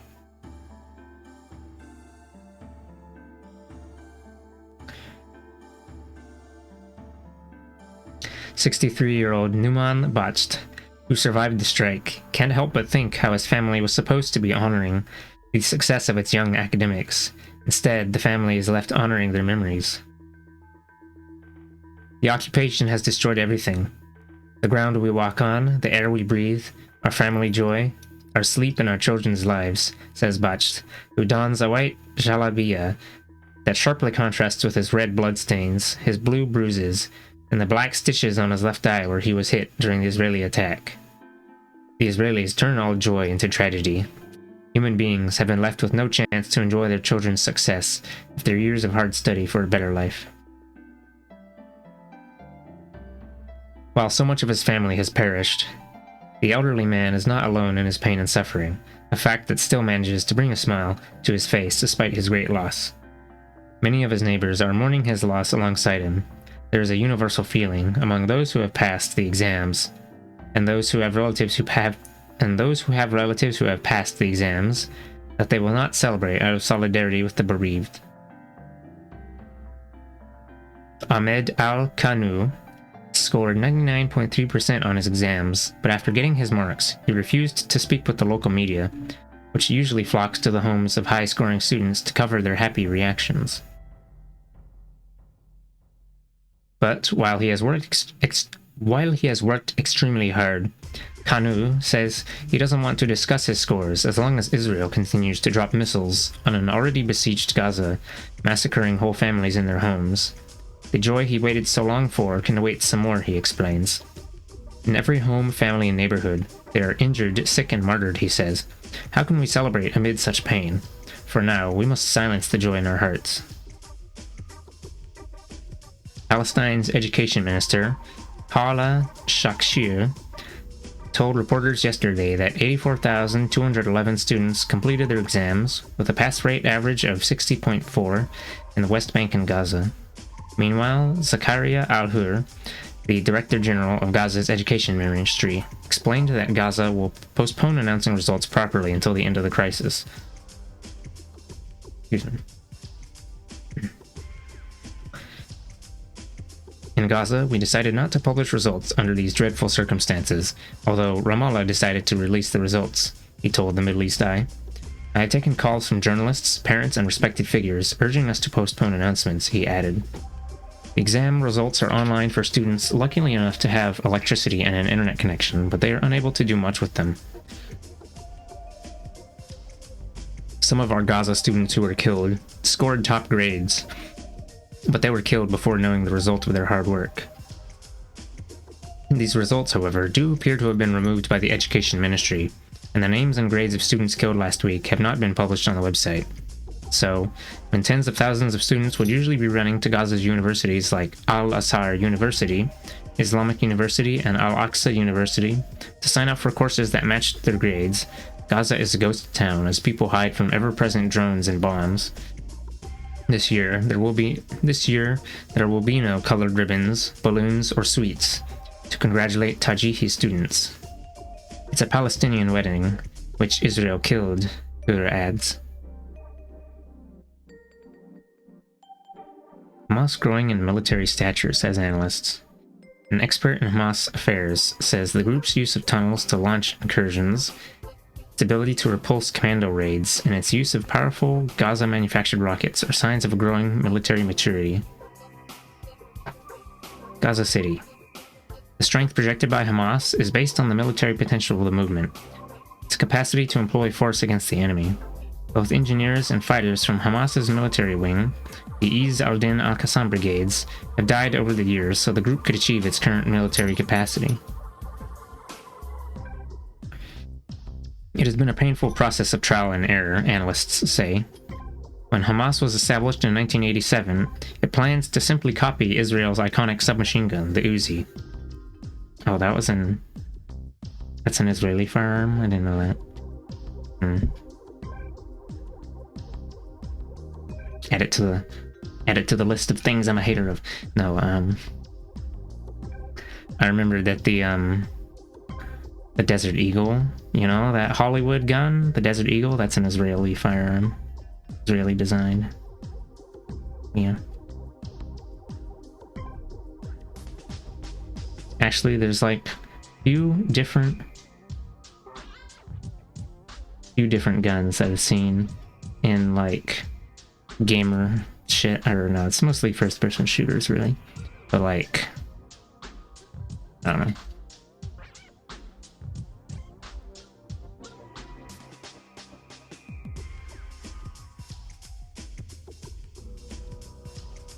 I got enough money and shit to design their own fucking firearms and crap.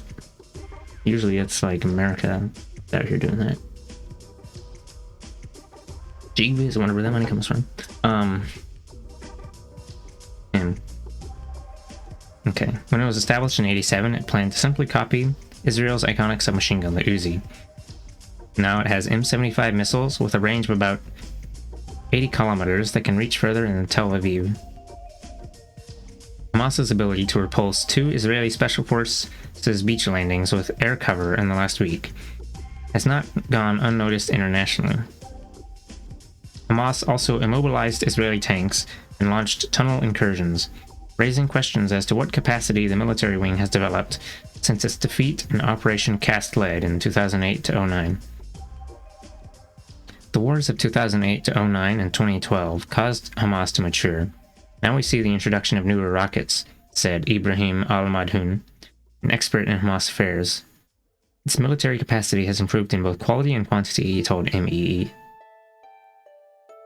Madhoun says the progress stems from painful experiences during Operation Cast Lead.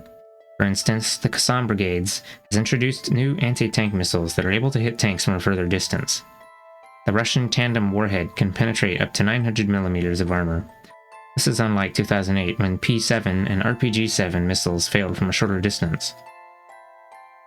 Although there is no information on how many tandem warheads Hamas has, Madhoun says Hamas is keeping other weapons as a surprise for ground invasions in Gaza.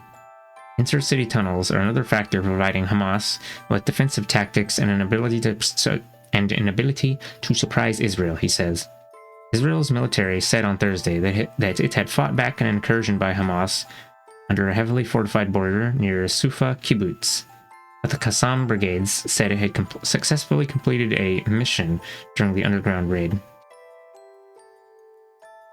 Military mastermind. Ahmed Jabari, the chief commander of the Qassam Brigades, who was assassinated in an Israeli airstrike in November 2012, is widely seen as responsible for planning a domestic missile manufacturing capability that has developed in defiance of an Israeli-Egyptian blockade on the Strip. In Jabari's honor, Hamas introduced 2 new missiles, the J-80 and J-160. The group also saw improvements in training and specialization. It organized itself into different divisions, including explosives, engineering, rocket launching, snipers, naval defense, air defense, and manufacturing, according to analysts. Since 1987, when Hamas first emerged, the group's rocket variety and range, both closely guarded secrets, have steadily improved. Manufacturing by the Hamas military is an evolving process which, according to al-Madhoun, is developed as a result of the determination of the military wing. Compared to 2008 and 2012, when experts in Gaza say that Israel took Hamas by surprise, Hamas's response in the current conflict suggests that it is more aware of its strengths and weaknesses. The patterns of rocket fire from Gaza have seemed consistent over the last 10 days of war. There are estimates that Hamas's military is only using less than 20% of its weapons capacity, Madhoun said. Indeed, Madhoun says that other divisions have also not used their full military capacity yet, predicting months more of rocket firepower. There are also more human resources not yet used or exhausted, he says, indicating that the response so far has concentrated on rocket attacks and the number of rockets is neither increasing nor decreasing.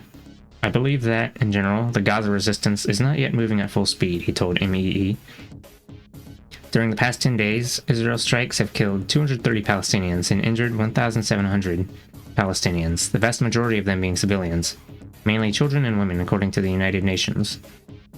One Qassam Navy commander, Mohammed Shaban, was killed, but Madoun says Shaban was not a leader, but a field operative, and that a few hundred more remain in the Navy unit.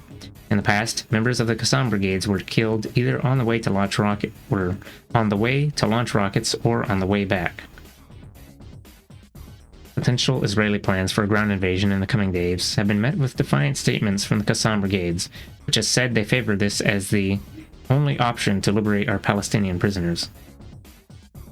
Oh, hello, cat.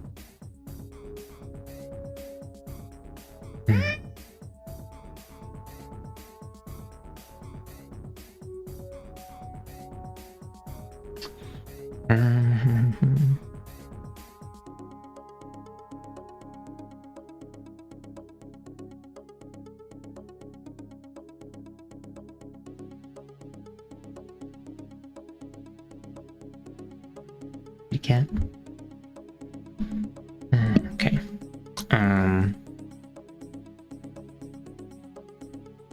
Okay. In 2003, Hamas leaders estimated the number of troops in the Qassam brigades at around 20,000. However, some observers believe it is closer to 40,000. One reason for this is that after Hamas won elections in Gaza in 2006, the limit on military recruitment was extended by the Hamas-led government. The group is also aligned with other factions that each have a few thousand fighters. Despite its monitoring technologies, Israel has little idea of the exact size of Qassam's arsenal. This arsenal is mostly manufactured locally, but yes, Hamas has also benefited from the chaos in Libya, which has seen missiles brought in. An analyst from Jane's Intelligence, a London-based consultancy, told Reuters this week that in this offensive, the brigade has unveiled new rockets and launchers that they made themselves, so the fighters are less dependent on smuggled weapons. While Iran has traditionally been seen as the main patron behind Qassam's military capacity, Madoun says that the relationship has suffered lately after Hamas did not follow Tehran in backing President Bashar al-Assad in Syria. Another sign of Hamas's improving military capacity is in its drone technology. On Monday, the Israeli military announced it had shot down a drone that Hamas had named the Ababil, describing it as its first bomb-carrying unmanned aerial vehicle. Wary of invasion.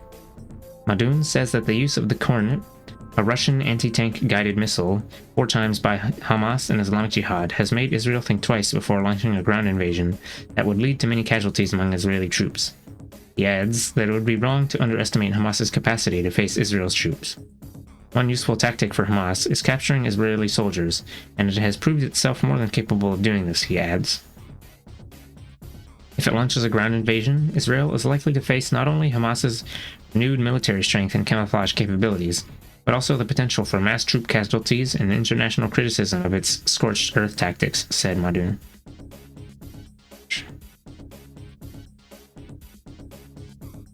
Ambulance workers brave Gaza dangers.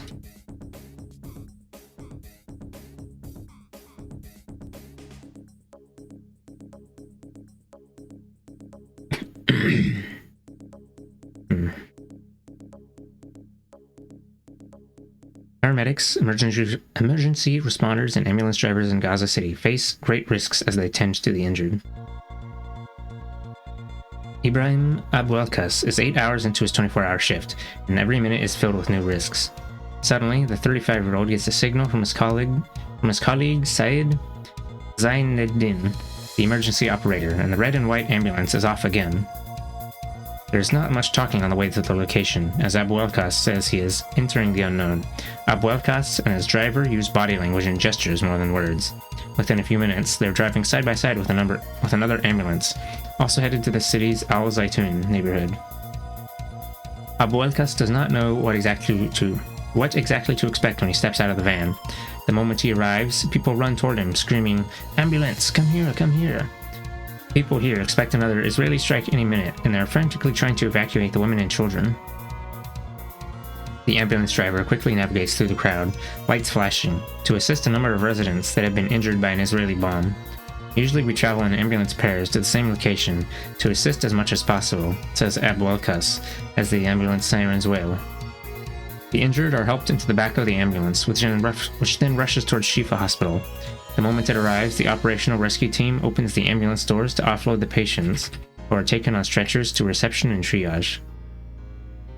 The workers clean the ambulance, check that supplies are stocked, and take a brief rest with other ambulance crews until the next call comes in. Then it's time to move again, this time to another part of Gaza. The Israeli cabinet accepted an Egyptian proposal on Tuesday morning for a ceasefire to end the fighting in Gaza, which began on July 8th, and has killed 189 Palestinians and injured more than 1,400 others. While Palestinian Authority President Mahmoud Abbas welcomed the ceasefire, Hamas leaders have yet to officially comment. Meanwhile, Hamas's armed wing, the Qassam Brigades, said the proposal was not worth the ink it was written with. Ambulance drivers in Gaza have been working non-stop in extremely difficult conditions throughout the Israeli military offensive. According to the United Nations, 1 doctor has been killed and 19 medical staff have been injured in Gaza since July 7th, while 2 hospitals, 4 clinics, 1 treatment center, and 4 ambulances have sustained damage in Israeli airstrikes. The emotional impact has also taken a toll on medical workers in the besieged coastal enclave. Abu Alkas told Al Jazeera that one of the worst calls he responded to was to help the Al-Bach family. 18 members of the same family were killed by an Israeli missile in Gaza City on Saturday. When he got to the site of the bombing, he didn't know what he would find. At the house, he met women, children, and old men.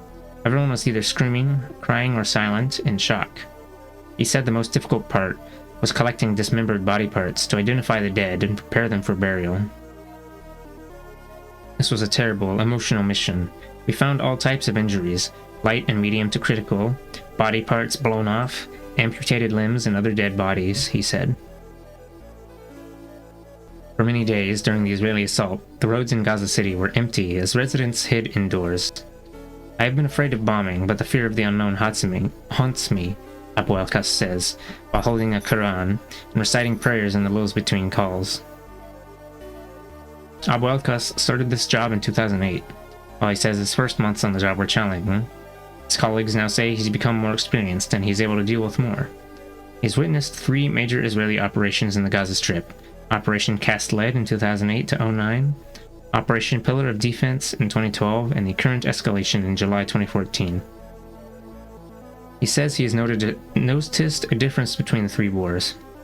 In 2008, we saw missiles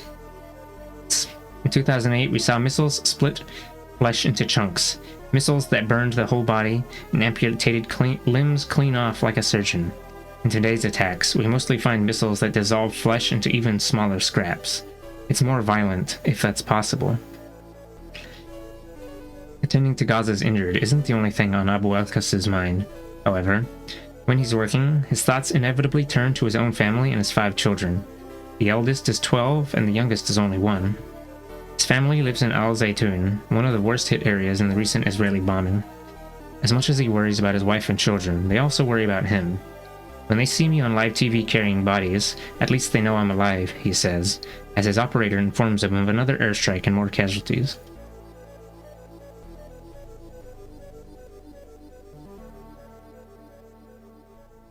Finally, after 24 hours rushing between tragedies, Abu Alka's shift ends. At least then, I know that whatever happens, I'm with my family. I'm gonna be right back. I got a little fuzzball to throw away.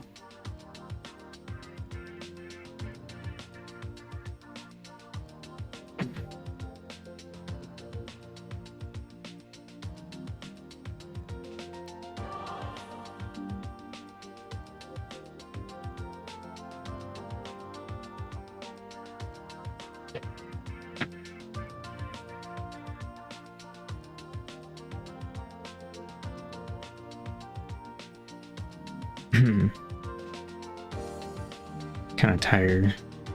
Stayed up all late last night working on live 2D thing, and then I slept for like 30 minutes to an hour. And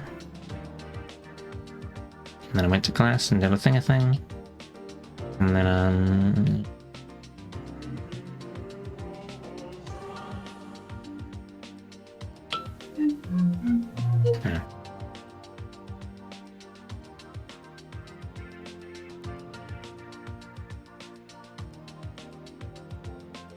Lord.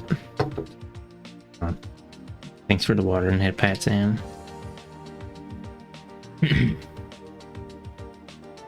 One may have noticed that the way this is arranged is like as if it were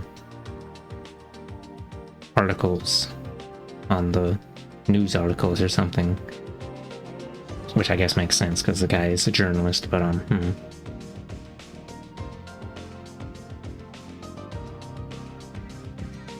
multiple snippets.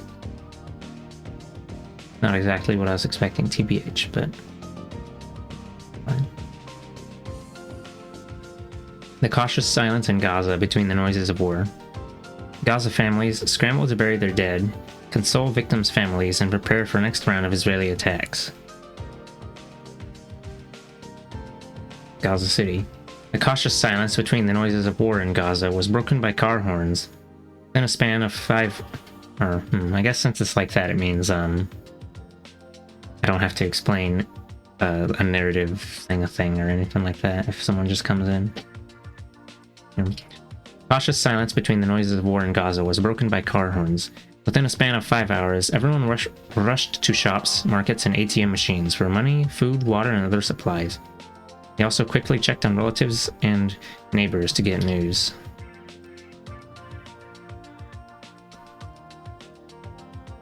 Five-hour humanitarian pause between... Oh.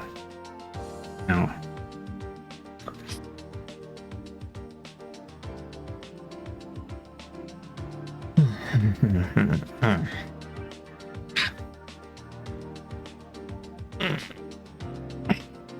Ouch. Oh. Funny ouch appeared.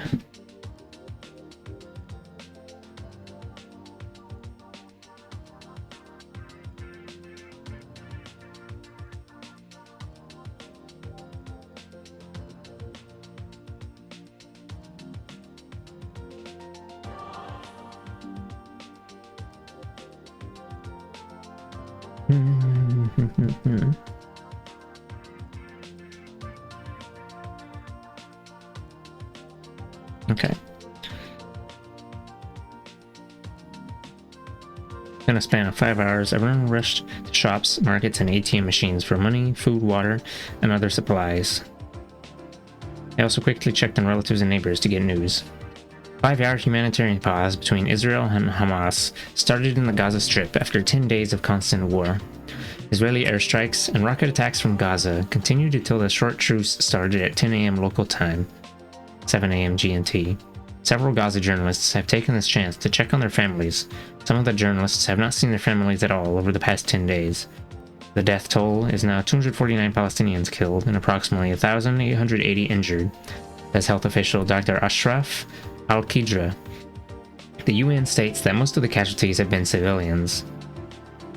Hamas rockets have killed one Israeli and lightly injured others.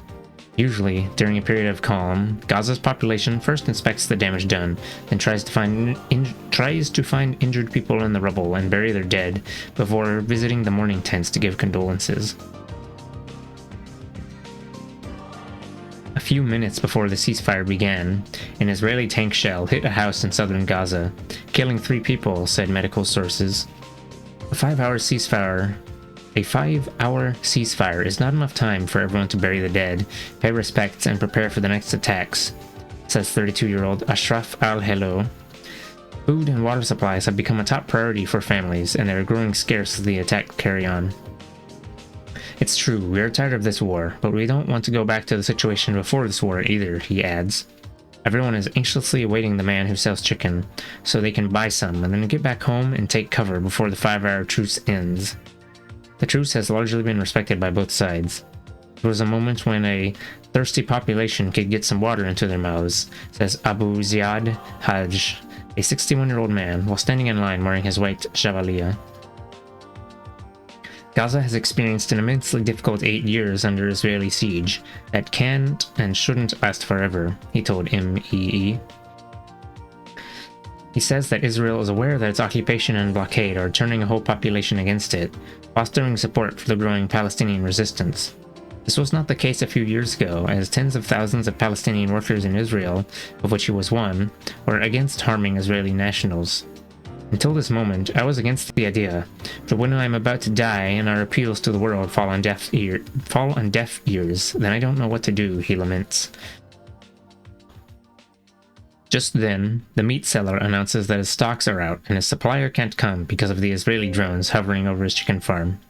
Everyone in line must go home empty-handed. A ceasefire, to last until 3 p.m. local time, was requested by the United Nations with the intent to distribute supplies and aid to people seeking shelter, food, water, and hygiene kits. Over 22,000 Palestinians are using UN schools as shelters, after the Israeli army warned that their homes could be targeted by the military. Abu Ziyad wishes the 5-hour window of calm could be lengthened so he could get all he needs for his family. He feels that much worse attacks are to come after the pause.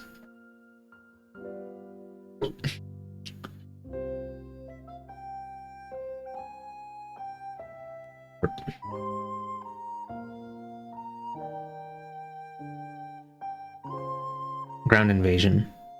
Benjamin Netanyahu, the Israeli Prime Minister and Defense Minister, has ordered Israel's military to begin a ground offensive in Gaza late Thursday, just before the Muslim Sabbath on Friday. A statement from Israel's military said the offensive will include infantry, armed corps, engineer corps, artillery and intelligence, combined with aerial and naval support.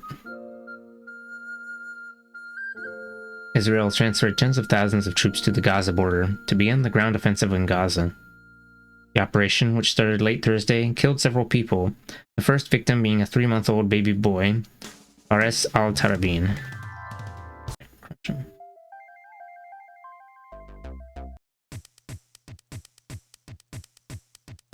The operation, which started late Thursday, killed several people, the first victim being a 3-month-old baby boy, Fares al-Tarabin. His body arrived at Shifa Hospital. He was still wearing his diapers. Doctors at Abu Yusuf al-Najjar Hospital told MEE that scores of people were brought to the hospital after breathing poisonous white gas.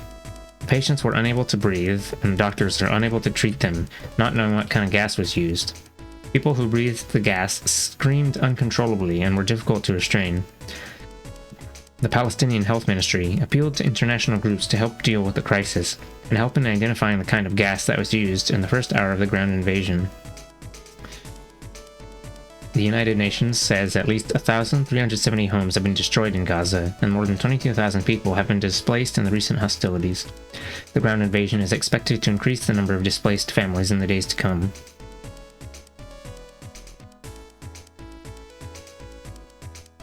No respite in Gaza as casualties rise. At least 55 Palestinian civilians, including children, have been killed since Israel began its Gaza ground invasion. Beit Lahia, Gaza Strip. The Kamal Adwan Hospital in northern Gaza buzzes with activity, as dozens of Palestinians rush in with injuries from artillery fire. Usually, patients feel protected in the hospital, but not on Friday morning, after news spread that an Israeli tank shell hit a hospital in Beit Hanun. The moment I see Israeli missiles shelling hospitals, I get more concerned that we are not safe either, says 57-year-old Abu Iyad, who lives less than 1 kilometer from the Israeli tanks positioned along the border in Beit Lahia. Israel's military dropped leaflets asking residents to leave their homes on Thursday. Leaflets arrived as Israel launched a ground operation into the besieged Gaza Strip, pushing deeper into the territory at 5 separate entry points. Israel said the aim of the operation was to destroy tunnels and rocket launching sites in Gaza. Israel struck more than 100 separate sites in Gaza overnight on Thursday in the first hours of its ground operation. It also reported destroying 9 underground tunnels and 20 concealed rocket launchers. So far, Israeli forces have not gone further than 2 kilometers inside Gaza, but the number of Palestinian civilian casualties has risen. As more than 280 Palestinians have now been killed in 11 days of violence. Another 1,900 Palestinians have been injured, as civilians have borne the brunt of the violence so far. It seems neither Israeli Prime Minister Benjamin Netanyahu nor US President Barack Obama want to know that it's we civilians who are the targets. Resistance is our last resort to gain freedom, and breathe some air into our lungs, Abu Iyad told Al Jazeera. Late on Friday, constant shelling could be heard across the Gaza Strip, and as Israeli F-16s struck buildings throughout the territory, and warships fired missiles from their positions just offshore. The Israeli army is operating against Hamas and the other terrorist organizations in the Gaza Strip, from the sea and air, and now on land as well, Netanyahu said on Friday afternoon before a special cabinet meeting. Because it is not possible to deal with the tunnels only from the air, our soldiers are now doing so on the ground, he said. Meanwhile, Obama has reaffirmed his support for the Israeli operation, but urged restraint.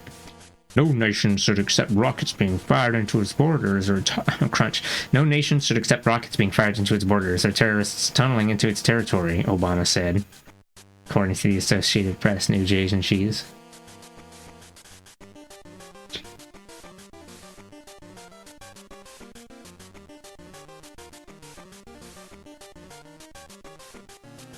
I wonder how many nations accepted the drone missiles that he sent.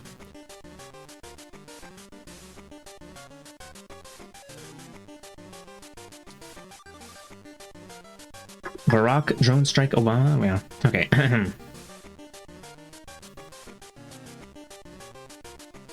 Dr. Ashraf Al-Qidra of Shifa Hospital in Gaza City told Al Jazeera that 55 Palestinians had been killed in the first 24 hours of Israel's ground operation, including 3 children from the Abu Musallam family, Ahmed, Wallah, and Mohammed. 11-year-old Ahmed's face was blackened with burns and smoke exposure. Next to him at the Kamal Adwan Hospital morgue laid his sister Wallah, 12, and brother Mohammed, 14. They were all wrapped in white burial shrouds. Ismail Musallam, the children's father, said they were asleep when an artillery shell hit the family's apartment in the Al-Nada residential tower. The father started digging the children out from under the rubble alone before local ambulance crews arrived. The family's home was inaccessible for relatives trying to visit the children before their burial, as is the norm, and their funeral was also delayed because the family was unable to move for several hours under heavy Israeli fire. In Khan Yunis in southern Gaza, 9 people were killed overnight on Thursday, including 4 members of the Radwan family. Israeli bulldozers were spotted leveling agricultural land in the so-called buffer zone between Gaza and Israel. Al-Wafa Hospital has also been under attack, according to Atia Al-Wadiya, head of public relations at the rehabilitation hospital.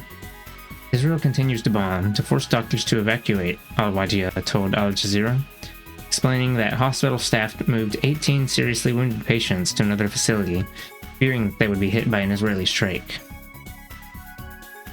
Finally, after hours of delays, the 3 children from the Musallam family were buried in a haze-filled cemetery, as black smoke poured out of a nearby building. The bodies were carried on stretchers by a group of men. Ahmed's face was covered in black burns, while his brother and sister's bodies were riddled with shrapnel injuries. Tension was palpable amid the mourners as they feared another Israeli bombardment. They were just asleep in warm beds a few hours ago. Now they are all cold in a morgue, dead. A family member who did not give her name told Al Jazeera earlier in the day at Kamal Adwan Hospital, "Look, she was just at the age of blooming roses. What threat was she? What did she do to Israel to deserve this?"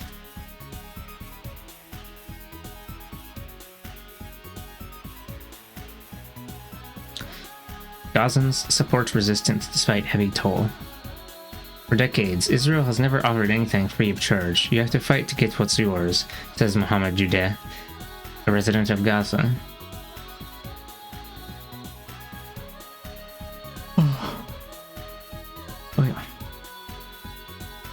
Rafah, Gaza. The price of resistance may be high, and getting higher by the day. On Friday alone, 55 Gazans were killed, as shelling decimated 2 entire families. The paradox of Gaza is that as the death toll increases, so does the defiance of its people. We have to make a choice. Either they finish us, or we finish them, 66-year-old Amna Oda told MEE. The situation cannot continue or return to what it was 11 days ago, under Israel's 8-year siege, where life was equally bad, if not worse. When asked what she would say to Prime Minister Benjamin Netanyahu if she had 30 seconds, she replies, "You brought this on. There is a limit to Palestinian and human patience after all." Putting Gaza on a diet of malnutrition and collective punishment, cutting off water, interfering with salaries, blocking other basic human rights, and not letting basic construction supplies come through the Rafah crossing is unbearable, says Oda. Of course this is causing people to revolt and stand up for their rights. Oppressed Arabs revolted against previous tyrannical regimes. The Israeli occupation is just a continuance of that, stealing our land, wrecking our economy, insulting our identity for 66 years of occupation and blockade, Oda adds, as she lies on a simple mattress in a modest house in the Rafah refugee camp. Oda is not alone in her feelings, despite knowing there will be more losses and many more casualties on the Palestinian side if fighting continues. If we knew those killed were adults fighting on the front, I would be proud, but when I see so many children dying, I am heartbroken, she says. I think I may have, I don't know. Well, I'll see if I can make it to 100 pages, but it's gonna be a struggle. Because my eyelids are getting heavy.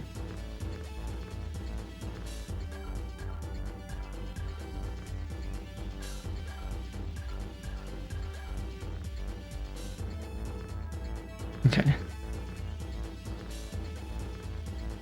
When you see so many children dying, I'm heartbroken, she says. We wonder if Israel is killing children to send a message that no one is safe. I think Netanyahu made it clear that nobody is immune in Gaza. I think targeting civilians is meant to disrupt and terrorize people collectively.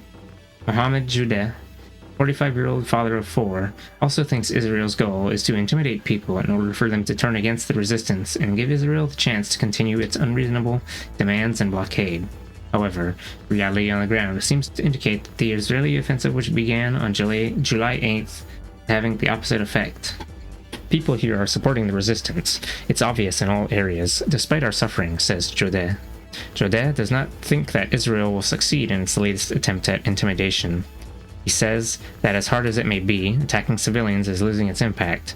After so many years of these attacks, Palestinians feel that the only way to gain national rights and improve living conditions is to resist, he explains. For decades, Israel has never offered anything free of charge. You have to fight to get what's yours, he says. But despite their perseverance, civilians caught on the front line of Israel's military attacks for the past 14 years also say it's time to end the bombing. They insist that they are tired of living in perpetual fear. 45-year-old Mohammed Abu Shalab is one of the many who says he has had enough of Israel's shelling. Okay, I don't know if I'm gonna be able to... I'm gonna have to do one more after this one, and then I think I'm gonna have to take a nap. And I'm not gonna keep the stream running while I'm sleeping.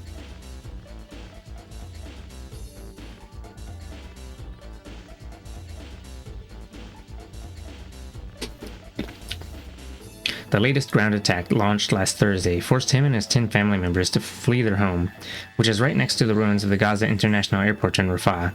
Miraculously, the whole family is still alive, if very shaken by the incident. So maybe I'll get to the bottom of this water bottle.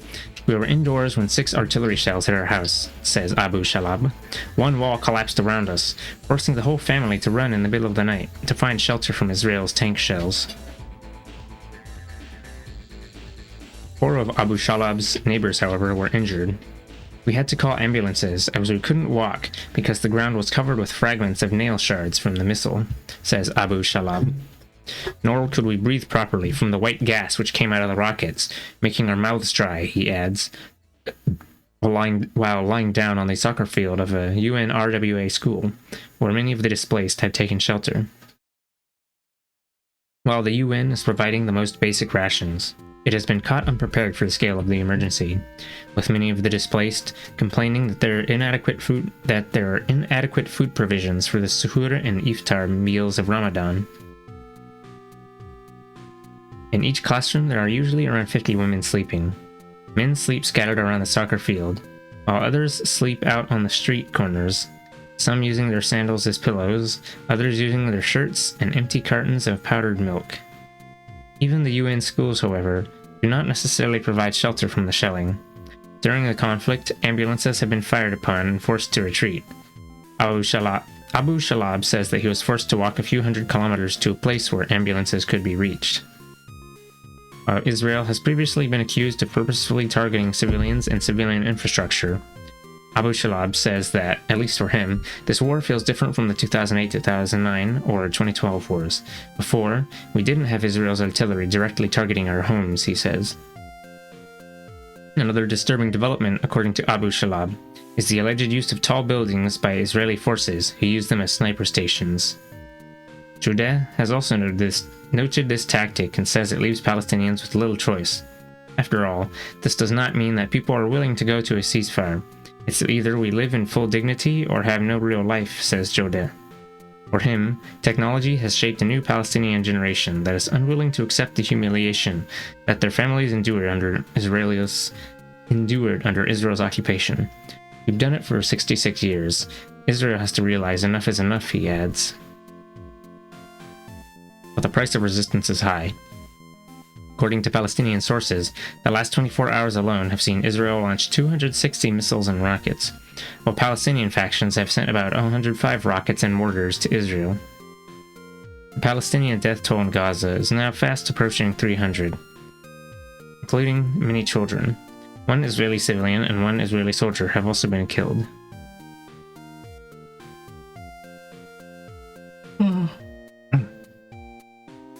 In Abu Yusuf al-Najjar Hospital in Gaza, doctors announced a state of emergency as more people are evacuated and taken to new locations.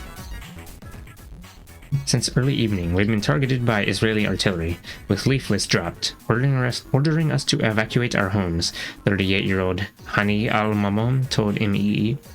The fear and confusion is palpable on the ground. As the shelling resumes, Rafah's population rushes around, trying to flee to 6 UN schools in the city, the only makeshift shelter the residents have. Mamom and his family were among those fleeing in the early hours. 2 days ago, I was at my home, despite the bombing, but now I am displaced. We are still resilient and supportive of Gaza's resistance, but we are also still victims of Israel's cruelty, he says. If we were the ones launching rockets, I would accept Israel returning to target our homes, but we are not.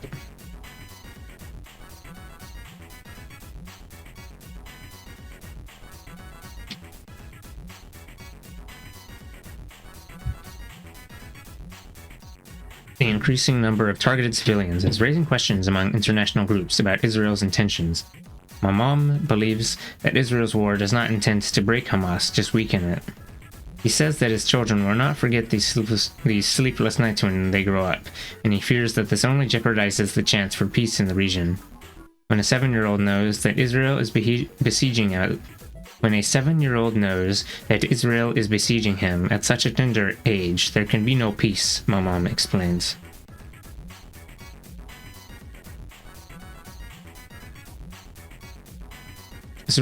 Israel strikes Gaza apartment blocks.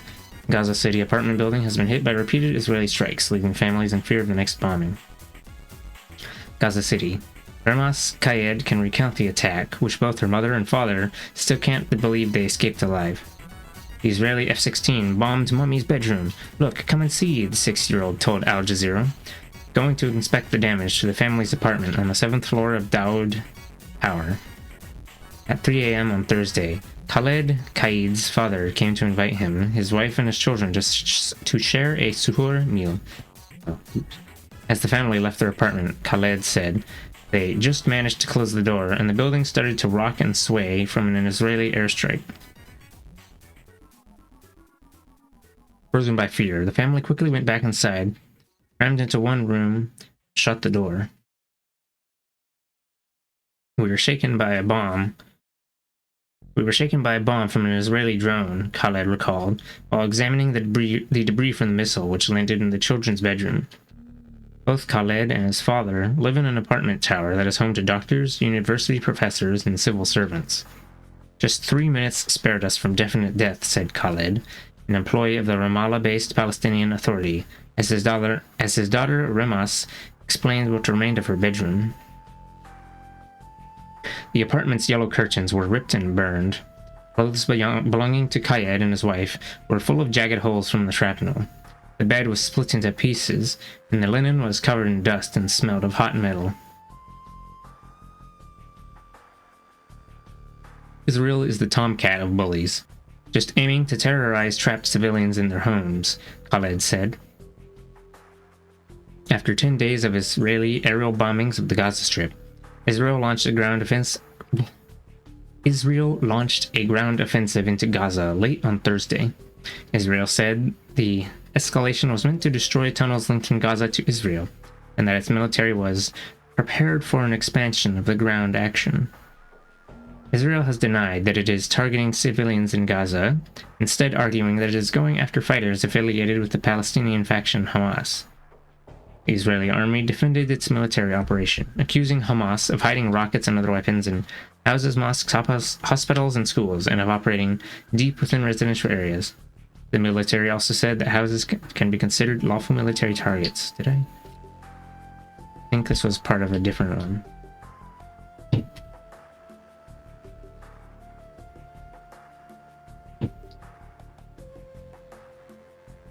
I read those exact same words.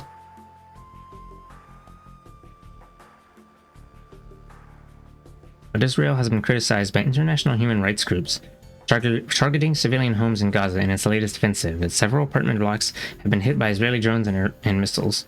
About 1,780 families in Gaza have had their homes completely destroyed by Israeli airstrikes, according to United Nations estimates, while about 96,400 people are now in need of shelter across Gaza. The Gaza Health Ministry reported that more than 245 Palestinians have been killed in the violence in Gaza so far, including at least 39 children. Another 1,920 Palestinians have been injured. The UN found that about 25,000 Palestinian children in Gaza are suffering from post-traumatic stress disorder and are in need of psychological help as a result of the ongoing Israeli military offensive. According to Khaled, his children are all traumatized. Why is Israel bombing us? His daughter Ramas asks repeatedly. Back at Daoud Tower, apartments 7 and 8 are the worst hit. The building's outer structure is heavily damaged, while broken furniture, personal belongings, and toys are strewn about. The building's owner, Suhail Abu Jabba, said all 15 apartments have suffered damage, and 5 cars parked outside were destroyed. One of the cars belonged to a well-known academic who estimated that the damage amounted to around $14,000.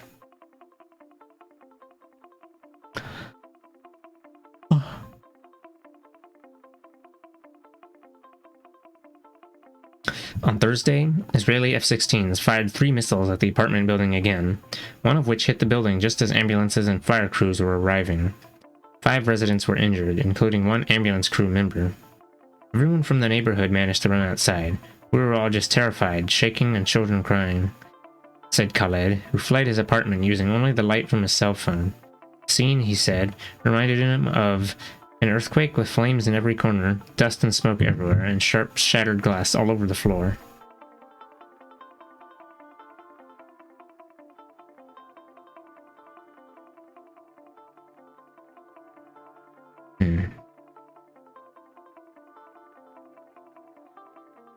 Okay, I think this is the last one I'm gonna read out, because I'm so in need of a nap.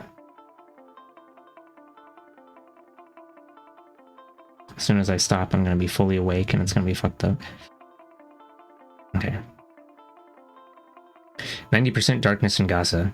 As the Israeli attacks on Gaza intensify, Gazans are only getting 2 hours of electricity each day, increasing their hardship considerably. Gaza City. Hassan Ziara is crying loudly.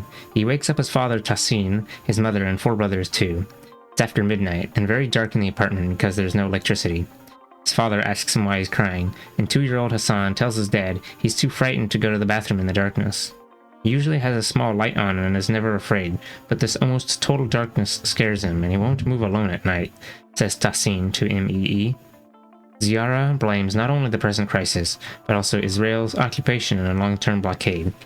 Access to normal levels of electricity has reduced every year since 2006, when Israeli warships hit Gaza's only power plant. Prior to that, Gaza's power plant would service the Gaza Strip at almost full capacity. And now, under Israel's military offensive by land, sea, and air, the Gaza Strip is left only with 2 hours of electricity at most per day. Some areas have not had electricity for the past 48 hours at all. There's not much we can do in 2 hours. How do we do the laundry, connect the water generator, charge our cell phones to contact family and friends who may be sick or worse, or check for news on TV, or do simple kitchen chores, says Mohammed, the wife of Tassin. She knows that 120 minutes is too short a time to get everything necessary done, but that's the reality she has to face now.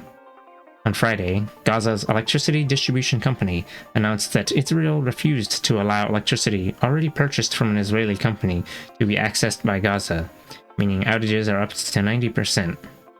Gaza never experienced such power shortages in previous wars, say electricity company officials. For the past 12 days, Gaza has been under Israeli attack. The death toll also increased on Saturday. In all, 334 people have been killed and 2,391 injured. Israel carried out 2,450 airstrikes and shot approximately 850 artillery shells and 775 shells from warships. Palestinian resistance groups fired around 1,500 rockets and missiles, which Israel announced killed 2 of their citizens.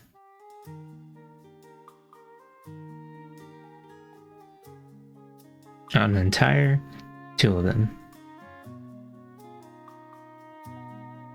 Jamal al-Dardsawi, public relations director of the electricity company, says that Israel has started to gradually cut supplies to Gaza from its Israeli companies, where the Gaza company is a client.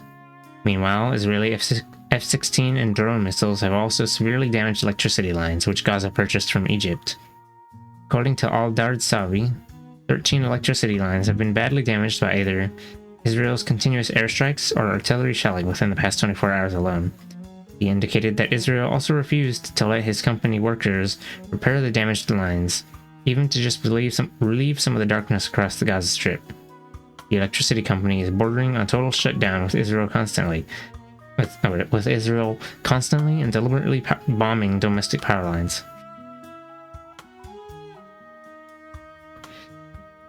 Gaza needs 360 megawatts in order to cover the needs of 1.8 million Palestinians living within the Israeli blockade, with 46% of Gaza being children under 14 years. Gaza buys its electricity from 3 sources: Israel lines providing 120 megawatts, Egypt's lines supplying 28 megawatts, and Gaza's power plant that produces between 40 and 60 megawatts. The power plant that's destroyed? Eyewitnesses in East Gaza City say Israel is deliberately targeting electricity lines to cut off communication between the people of Gaza. In previous wars, this was also one of the first tactics used by the Israeli military, to isolate and disconnect everyone from each other and disrupt their utilities, whether telephones, TV, or water. Telecommunication infrastructure is usually the first to be targeted. On Thursday, Israel announced that the Kerem Shalom crossing, which is the only access point for industrial fuel into Gaza, would be closed. The electricity company says that due to this closure, even the 40 to 60 megawatts it produces or provides will no longer exist. Gaza is running on dwindling reserves, enough only for a few days at best, and at 10% of the basic capacity needed for Gaza. The Interior Ministry says that it is in contact with the International Committee for the Red Cross in order to ensure the safety of workers who fixed the broken lines. During the war, several utility workers have been killed and injured. The last was killed in Rafah when a municipal car, which was clearly marked, was targeted by an Israeli missile, killing the worker and injuring his colleagues. The fact that Israel is blocking technical teams from fixing damaged lines will bring Gaza to the edge of an unavoidable crisis, al-Dardsawi says. This is definitely collective punishment. It's like breaking an already broken arm.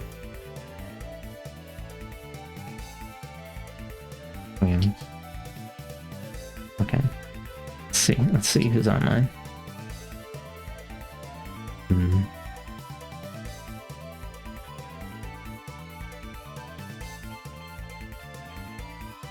ECRF charity stream week 2 day 8? I suppose.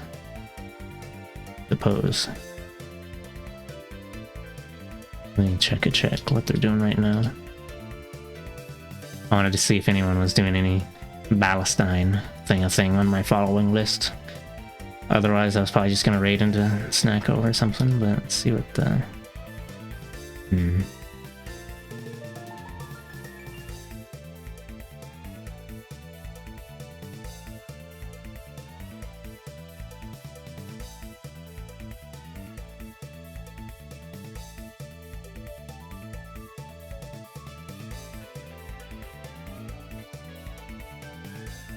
Yeah, I guess I'll go ahead and raid into them. Punch. I don't know if I've actually raided them before. There's some kind of thing. What does it say here? Ghost Dog Clown. You know, I didn't know they were a dog. Maybe it's because they didn't have a nose on the main goo. Alright, I'm gonna be reading this again tomorrow, because I'm gonna pound this book, we're gonna pound this sand, and all in one chunk. Yeah. I don't want to spread it out over multiple days, so, yeah. Confetti? Yeah, their thing says, PCRF charity stream week 2, day 8. Check out the art incentives! ! Charity. So I figured I would raid into them because of charity stream thing.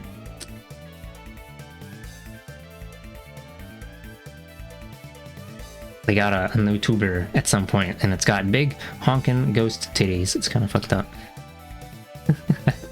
But yeah, I'm gonna take a nap now because I'm tired. Yeah, jump scare. Bye bye. Wow. Make sure to, I don't know. Have a good night.